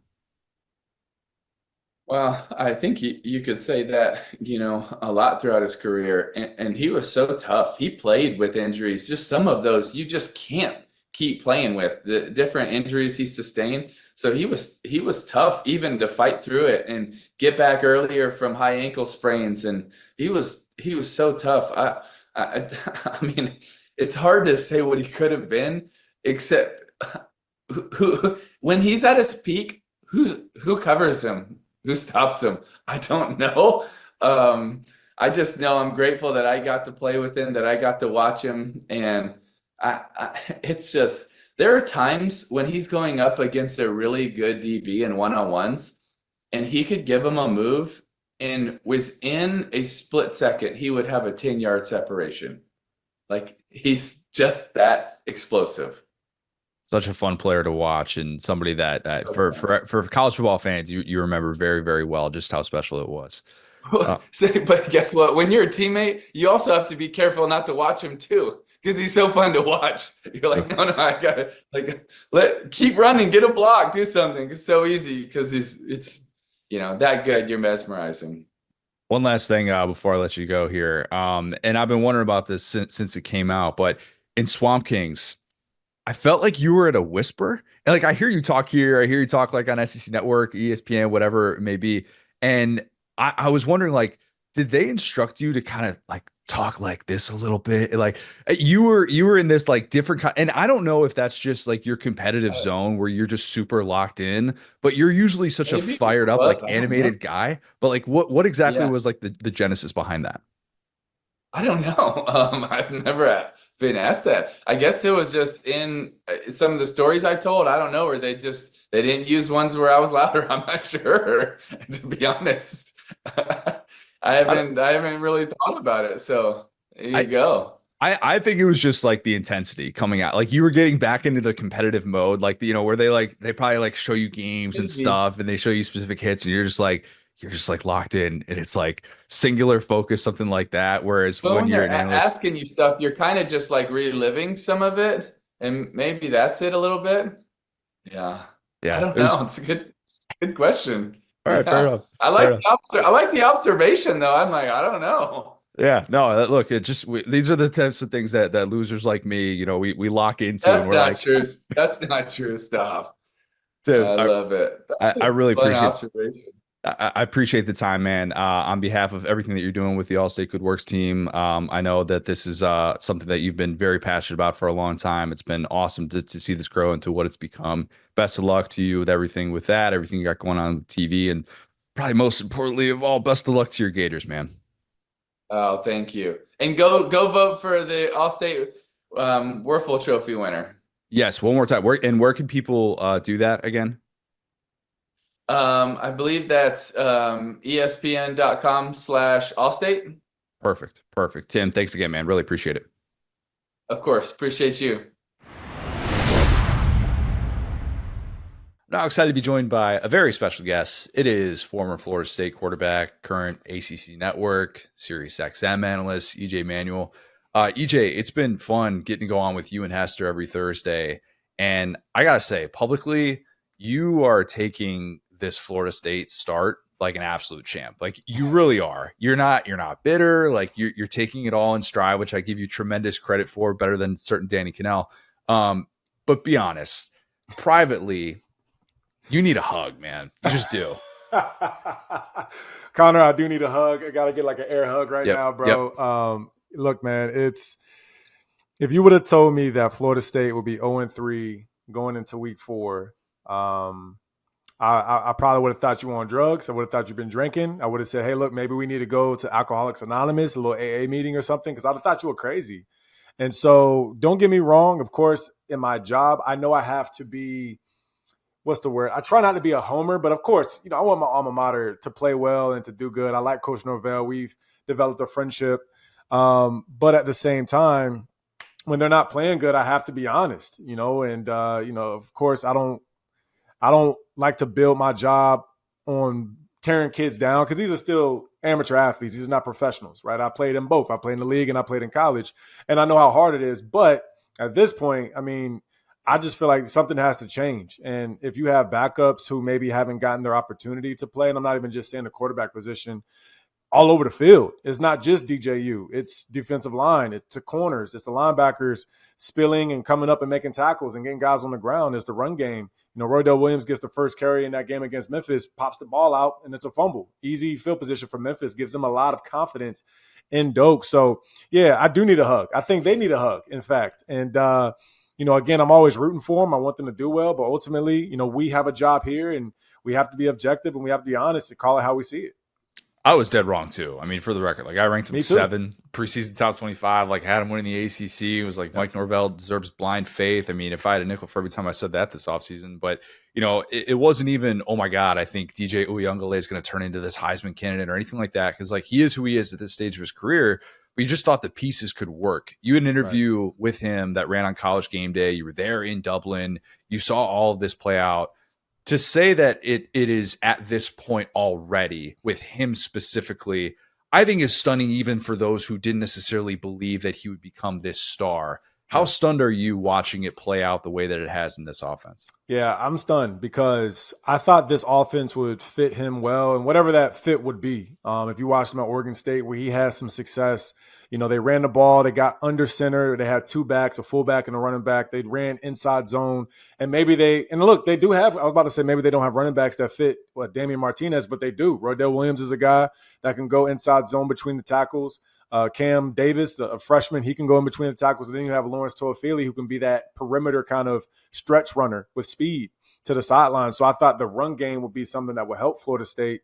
But I don't have the stats in front of me, but they haven't ran the ball. I don't know if they've gotten 100 yards. And if they have, it's not 150 or anything like that. And so that production or lack thereof is certainly going to put more pressure on DJ. And let's be real, he's a 5th-year senior. So at this point, you would expect him to be able to lead the offense with his arm. And it just seems like it never goes right. And even the picks he threw against Memphis, he moves to his right and he throws a deep over route or a post route. I don't know who he was throwing to because it was 2 receivers in the same area. It looked like a punt, Connor. And guy was up under him. The ball pops up in the air 50 yards down the field.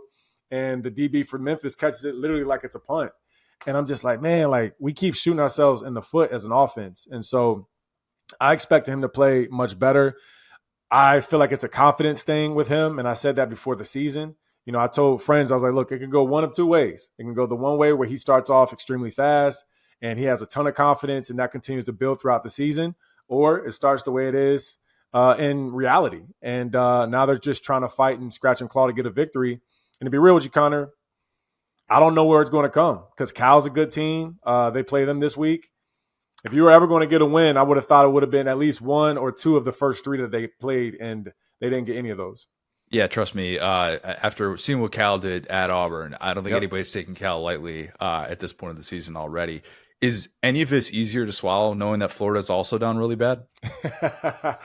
A little, yeah. I'll be real. It is a little bit easier to swallow because every program has their ebbs and flows. I can remember when Clemson was not necessarily in this space where they were losing this much, but where they weren't, the dominant, team in the ACC. Like when we played them, they were good. They had Taj Boyd and Nuke Hopkins and Sammy Watkins. They were really good. They were talented.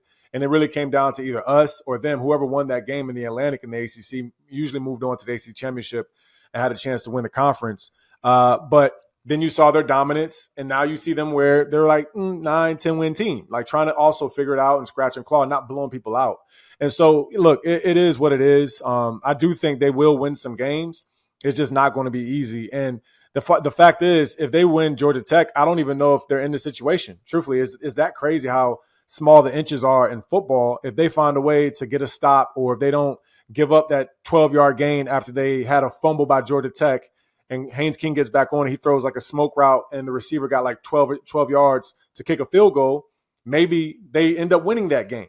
And then their fortunes are different. Their confidence is different, and we're having a different conversation. So it's about the inches. And also when you lose 10-plus guys to the draft, sometimes this happens too. I think that also needs to be mentioned as well. 10 or 11 guys got drafted last season. The star quarterback, Jordan Travis, obviously moved on. And you bring in a DJU who's had an up and down career in college football, and it just to this point hasn't necessarily worked out in Tallahassee. And 9 of those guys that were drafted were former transfers. I mean, that's the reliance, and it's just a little bit more fickle, even if you've had as much success as Norvell has had in the portal. Sure. Speaking of Florida, your second career road start was against the other guest of today's show, Tim Tebow, and I say second because, with all due respect to Wake Forest, playing in the Swamp, a little bit of a different beast, I think we could say, especially when you're, redshirt freshman, you're still trying to figure out who you are. I'm sure you can relate a ton to Nico Yamaleava, who's going into his first true road start as a redshirt freshman at Oklahoma. It's going to be an awesome atmosphere. What advice would you share with him based on your experience? Excuse me. The biggest advice for him is to let the game come to you. Now, I think Nico's in a completely different spot than I was years ago. Because one, I mean, this dude he's an amazing player. Like he has, I feel like every single green light within that offense to throw the ball vertically down the field. At that time, I also was a backup. So the offense really wasn't catered to me, not making any, excuses, but that was a situation. Ponder was hurt and I came in. And actually that game was pretty crazy because that was Tim's last game. That was Bobby Bowden's last game against Florida regular season. And Florida was really, really damn good that year. They had like Joe Hayden and a bunch of other great players on their defense. But for Nico, man, just take what the defense gives you. I think the biggest thing that he'll learn from like another big game against NC State is just don't turn it over. Because if you don't turn it over, you're going to win. Like not only are you potentially going to win big because you have a great team around you, you're going to win a lot of games. And I feel like, as a young quarterback, you have to learn to pick and choose when to take your shots.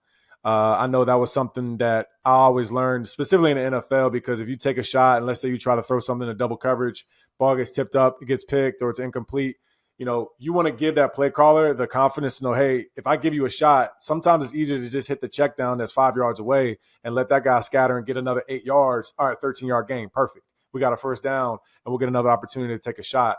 So those are just some small things that I would tell him. And also just have fun, man. Be you. At this point, the way he's played to this season, he should have no type of hesitation in what he can do on the football field.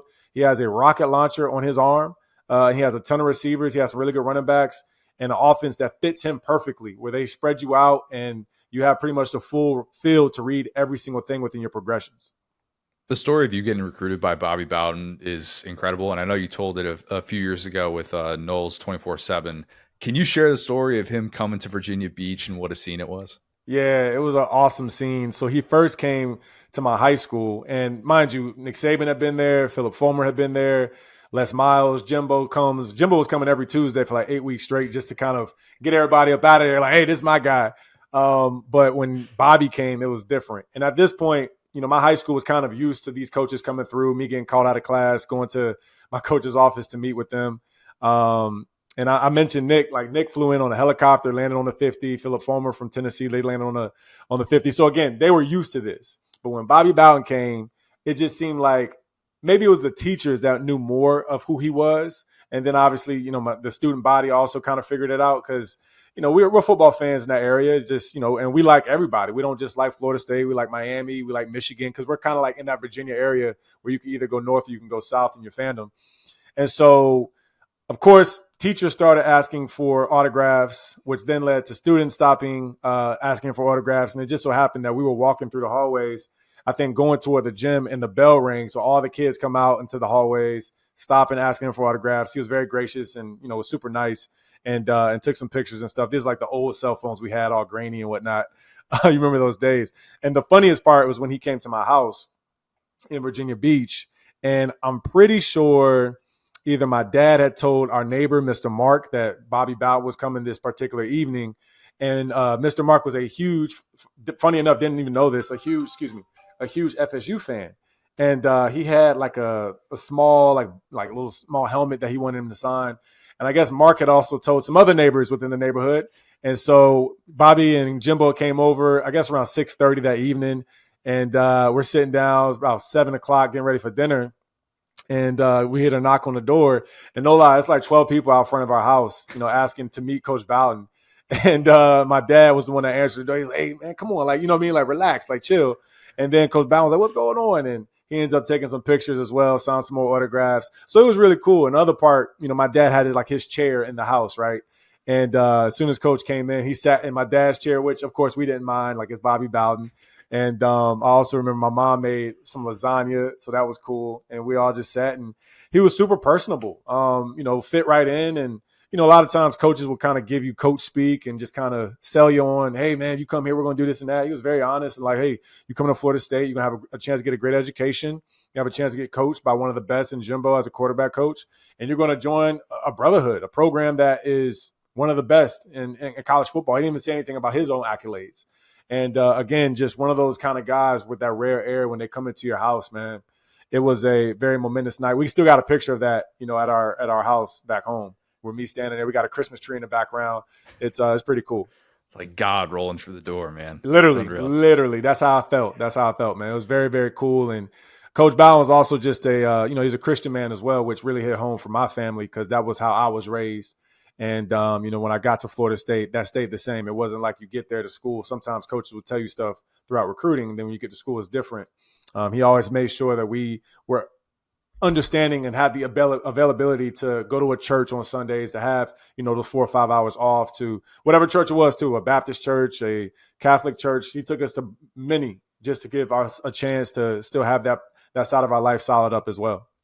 Different end of the spectrum, the thrill of being recruited by him and getting to play for him versus I don't even know what the emotion probably was at the time, but do you remember the moment you found out that he was going to be retiring at the end of 2009? So I knew within recruiting, in fact, that Jimbo was the head coach in waiting. Jimbo made that clear.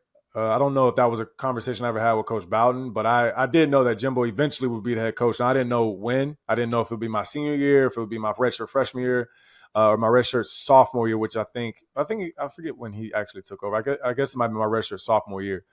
And so I knew that was also part of my decision. My second choice was actually LSU, and that's when Les Miles was there. It's kind of crazy to think I would have been throwing a Jarvis Landry and Odell and all that kind of stuff. And funny enough, Jarvis is my neighbor now out here in South Florida. So we're boys. But, I did know that eventually Jimbo would become the head coach. And that was certainly a part of my decision, because I wanted to go somewhere I knew I would get the tutelage the entire time I was there. So I didn't want to go to FSU if I thought Jimbo might go somewhere else to take a job somewhere else. My junior year, he was like, hey, I'm not going anywhere. And I think he probably told me he would be the head coach in the future just to let me know that he wasn't going somewhere else.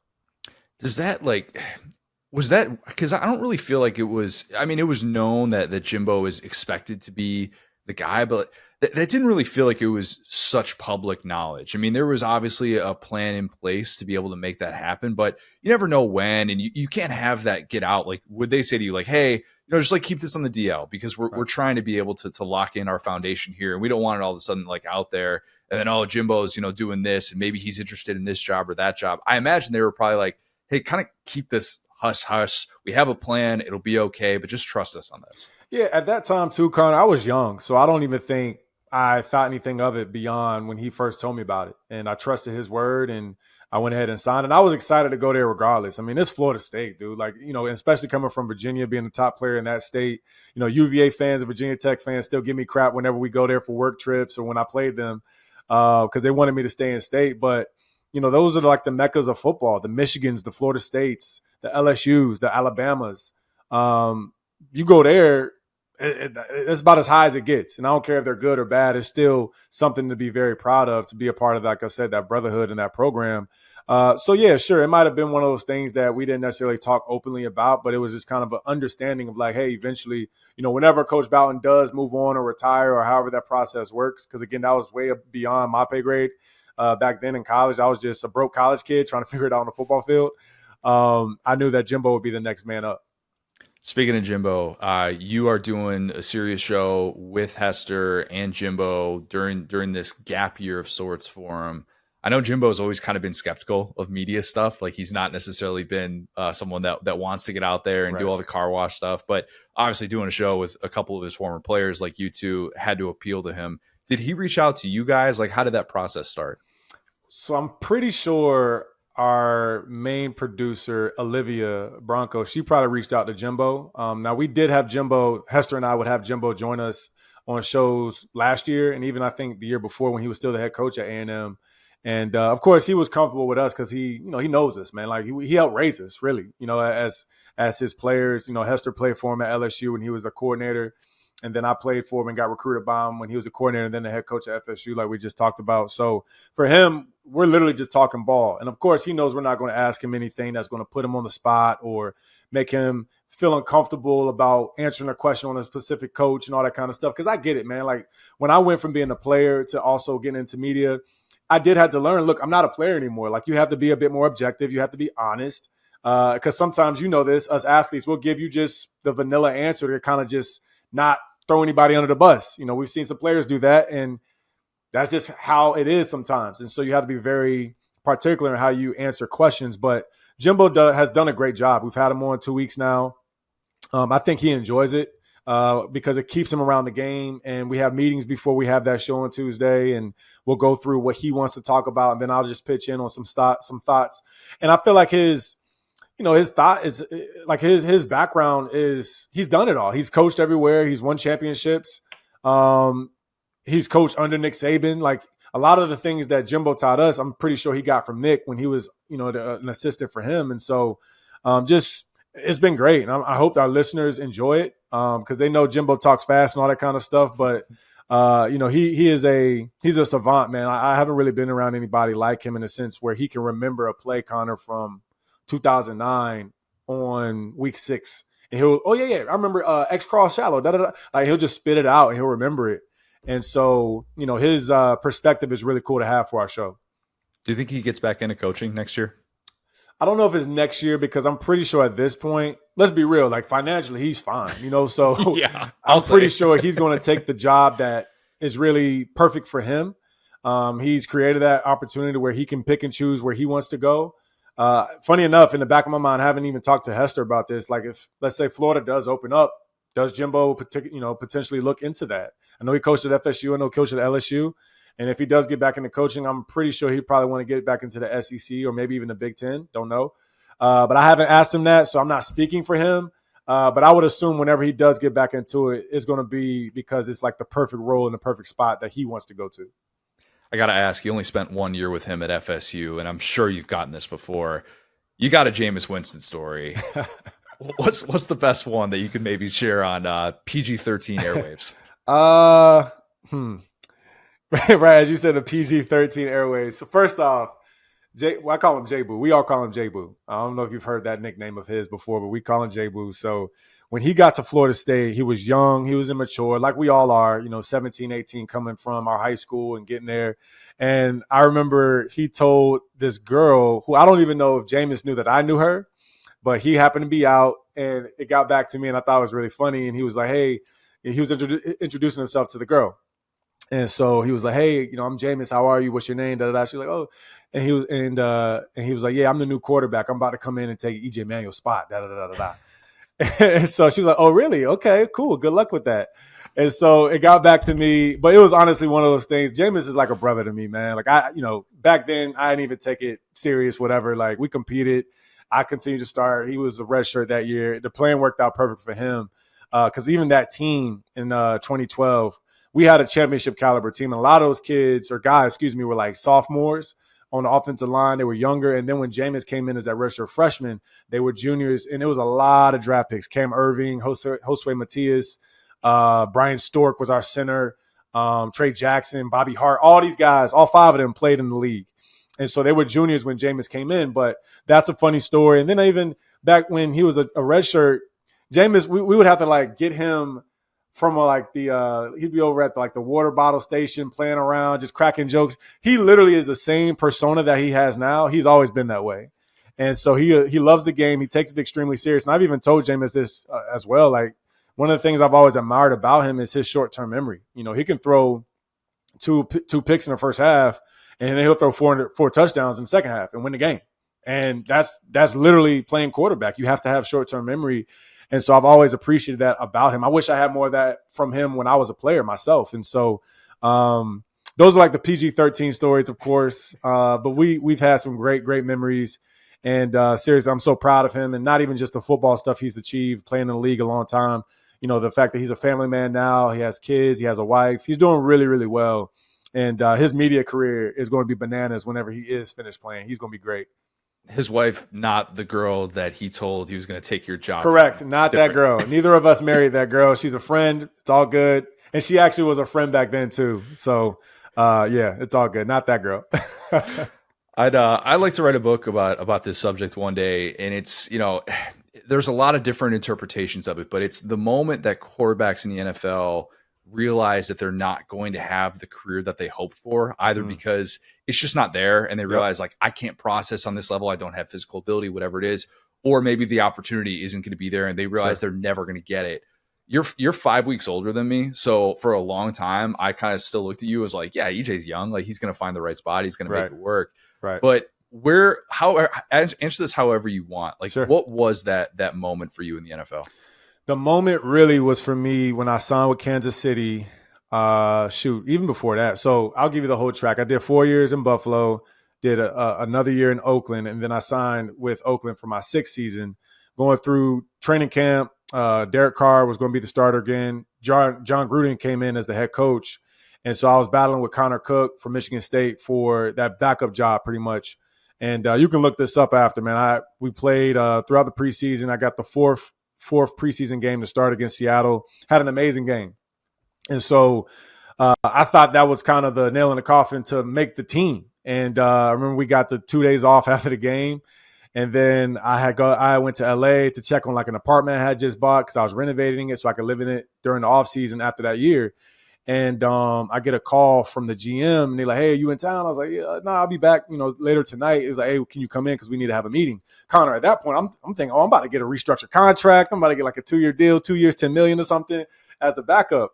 Because that's kind of like the number 4 backup, right? And so I come back, and before I even get on the plane, my agent calls me, Todd France. He's like, hey, you talked to the GM? I was like, yeah, they want me to come back. And he's like, did they tell you they were going to let you go? And I was like, what, really? Like, it was the first time I had ever been cut in anything, specifically also in the league.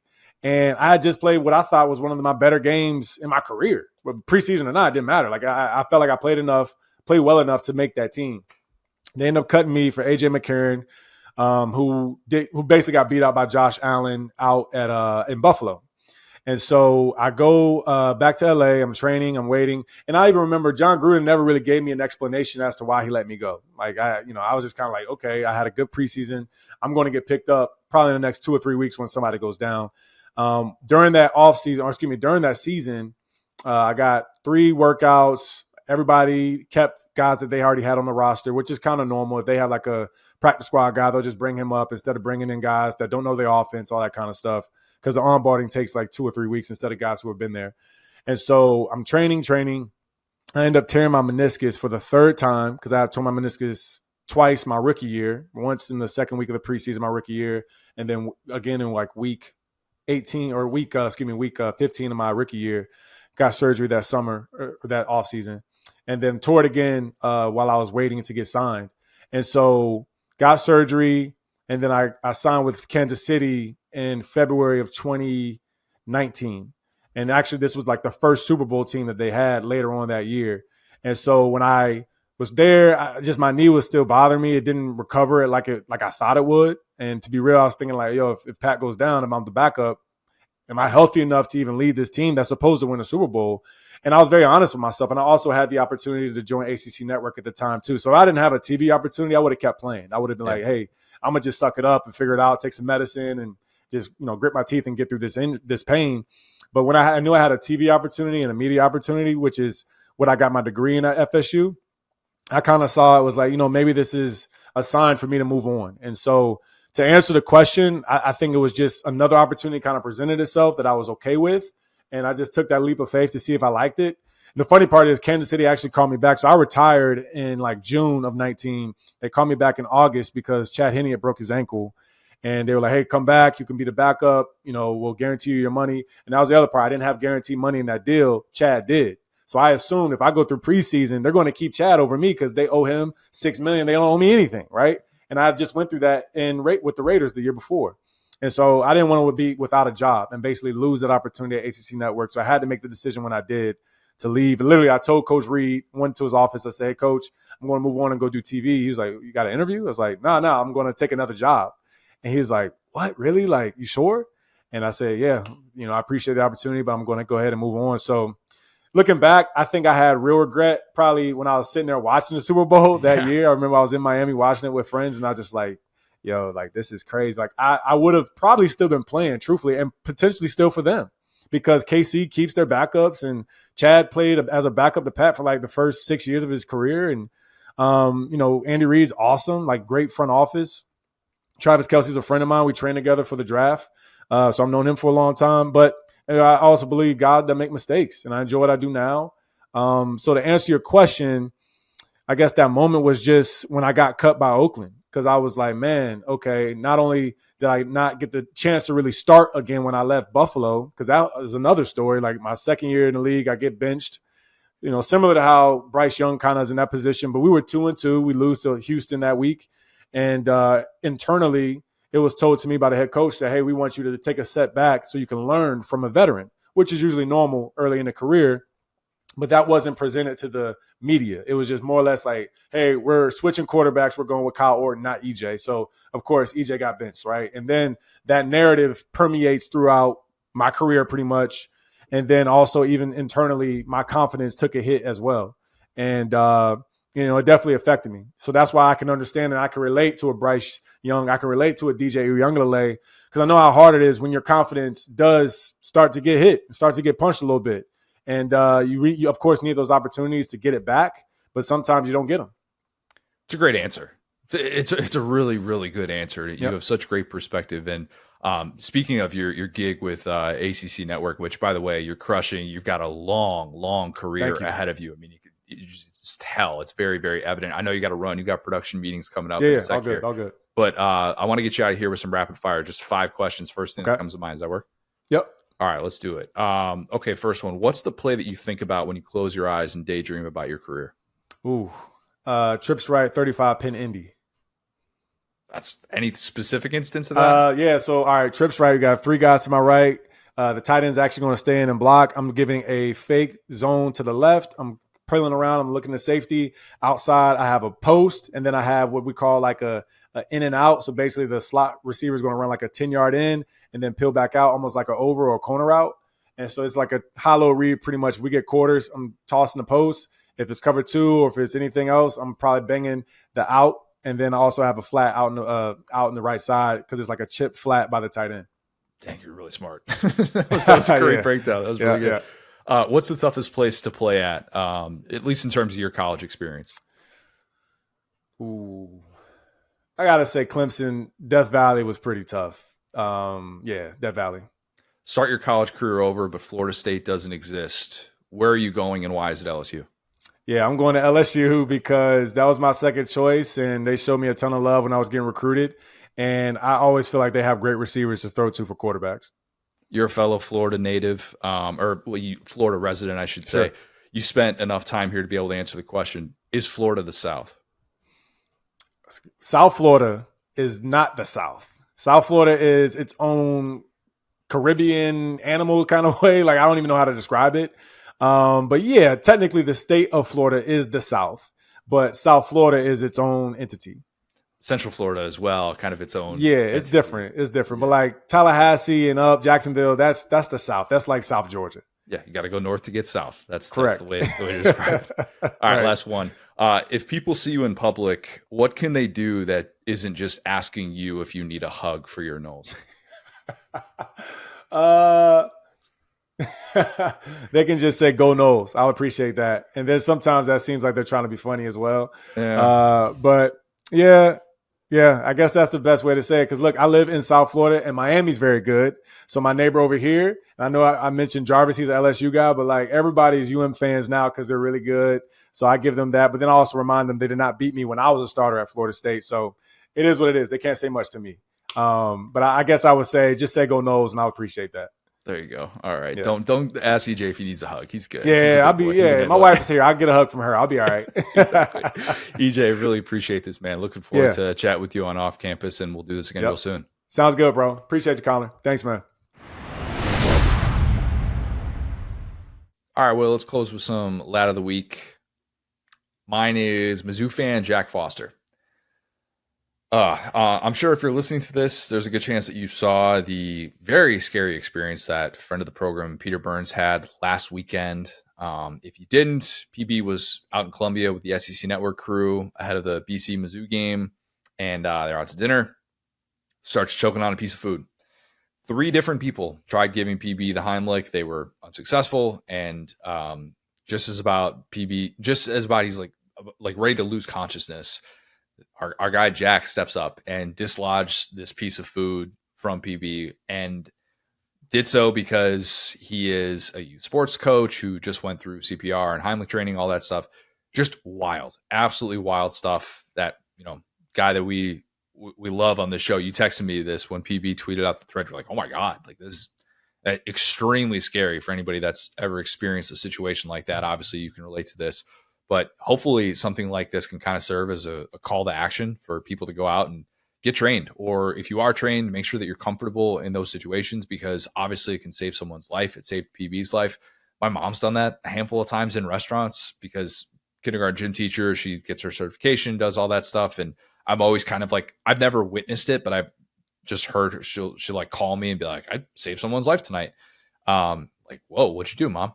And it's not necessarily a difficult thing to do. It's really not. Like, local classes offered, probably could do online classes, couple hours, knock it out, and you can be better equipped to save anyone in that situation. It's something we had to do, obviously, like before Claire was born, and we had to get our certification, do all that as well. And probably like that, seeing this reminded me, Lauren and I should probably practice this a little bit more, because man, talk about fight or flight. I can't imagine what it's like to lose consciousness and go through that. But glad that PB is doing well. I was texting with him yesterday and just talking about how bizarre it was, and hopefully this can bring some awareness to a really scary situation that could just happen, like anybody, anywhere, at any time. So glad to hear that he's doing better.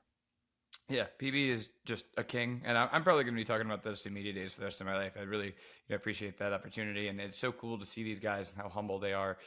Specific to the SEC Network crew too. I mean, those guys are kind of the standard bearers for SEC coverage, and then therefore all of college football coverage, because the SEC is where college football mainly takes place. And so being around him and seeing that he is this genuine guy, and he's living his best life right now. Like we talked about that with some of the interviews, some of the trips he's gone on. Like I'd love to just kind of keep up with him and see him thriving. And so yeah, it's crazy. Like reading the thread, it's just like you just never know when your life can change like that. So happy made out of it okay. And our regards to one of our. I wouldn't exactly call him my good buddy because I don't think I know him well enough yet, but definitely your good buddy, and we're excited to see more of him.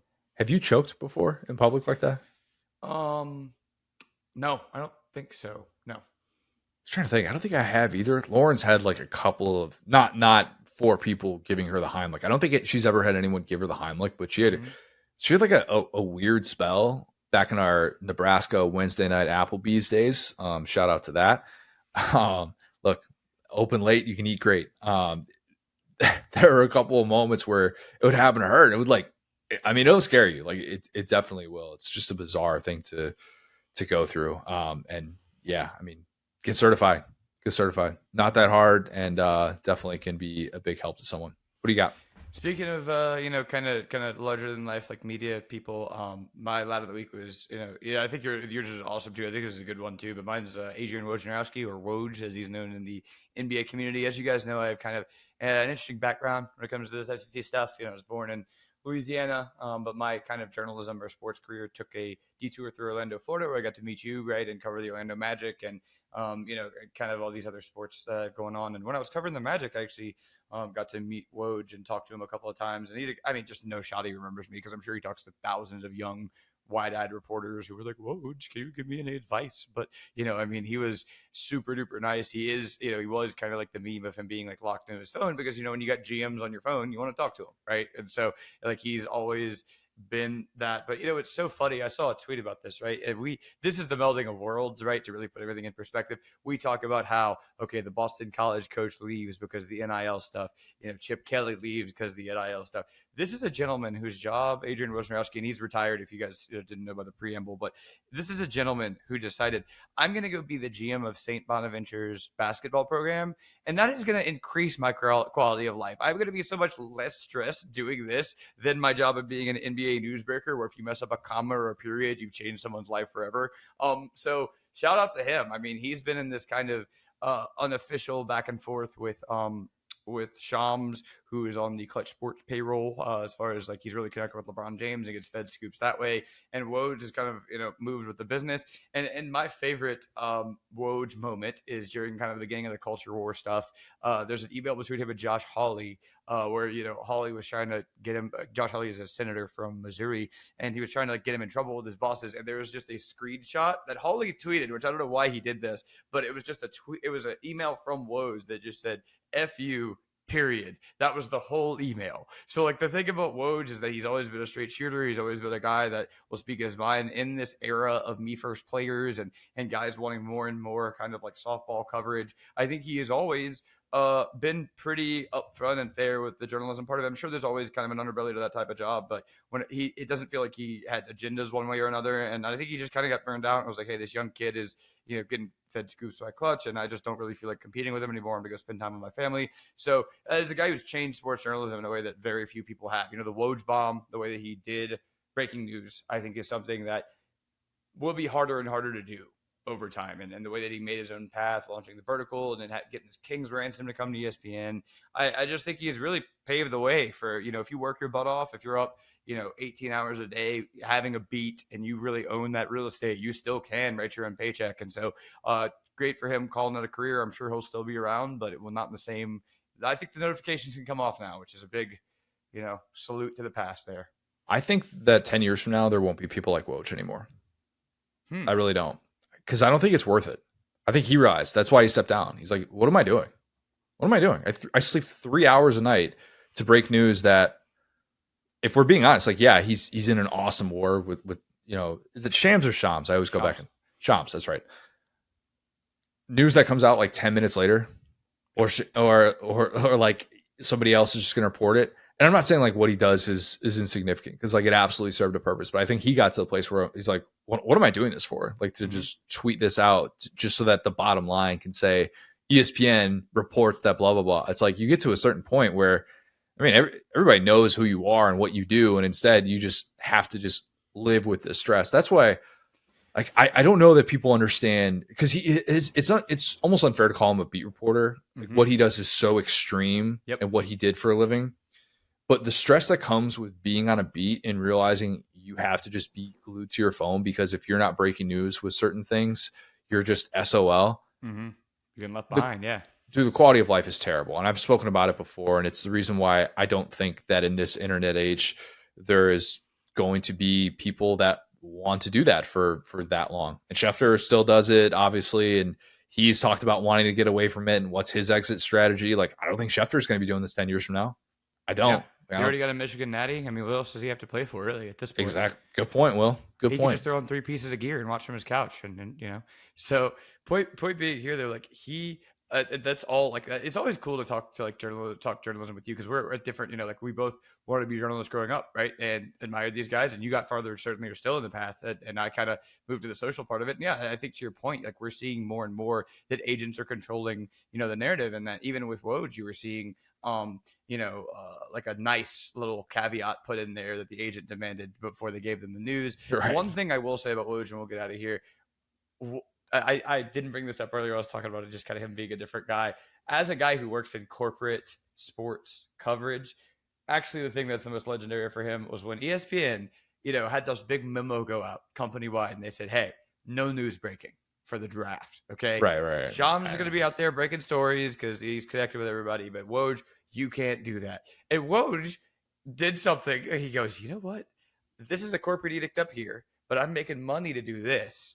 And so what would I rather do? Upset my corporation or lose out on the thing that got me paid? And so he said, you know what? I'm going to still break news, but I'm not going to say, you know, Detroit is drafting whoever. I'm going to say Detroit is focused on whoever. Detroit has zeroed in on. Yeah. Detroit lasered in. And that the couple of years of the draft where he was not directly saying they were drafting someone, he was getting around the corporate memo, but still breaking news while competing with people at an open marketplace was one of the funniest like corporate FUs I've ever seen, because it was just like, hey, I'm here to do a job. If you don't want me to do that job, tough, fire me, because this is my job. And like that guy's so old school, man. I've always loved him. Hope he lives a good life, man. Yeah. Hope he lives a good life, because you step down from a role like that. It's obviously you're going into a totally different chapter, and hopefully he sleeps more than 3 hours a night. Yep. Life's too short, man. It just is. If you haven't, leave us a 5-star review. Subscribe to our YouTube channel where you can watch every single episode of the Saturday Down South podcast. We're going to be doing some things exclusive to the YouTube channel as well that I'll tell people about probably with the recap pod or early next week. If you have not, follow us on Twitter at the STS Pod, at SatDownSouth, at CJ O'Gara, at Go So Hard. Thanks, guys. Talk soon.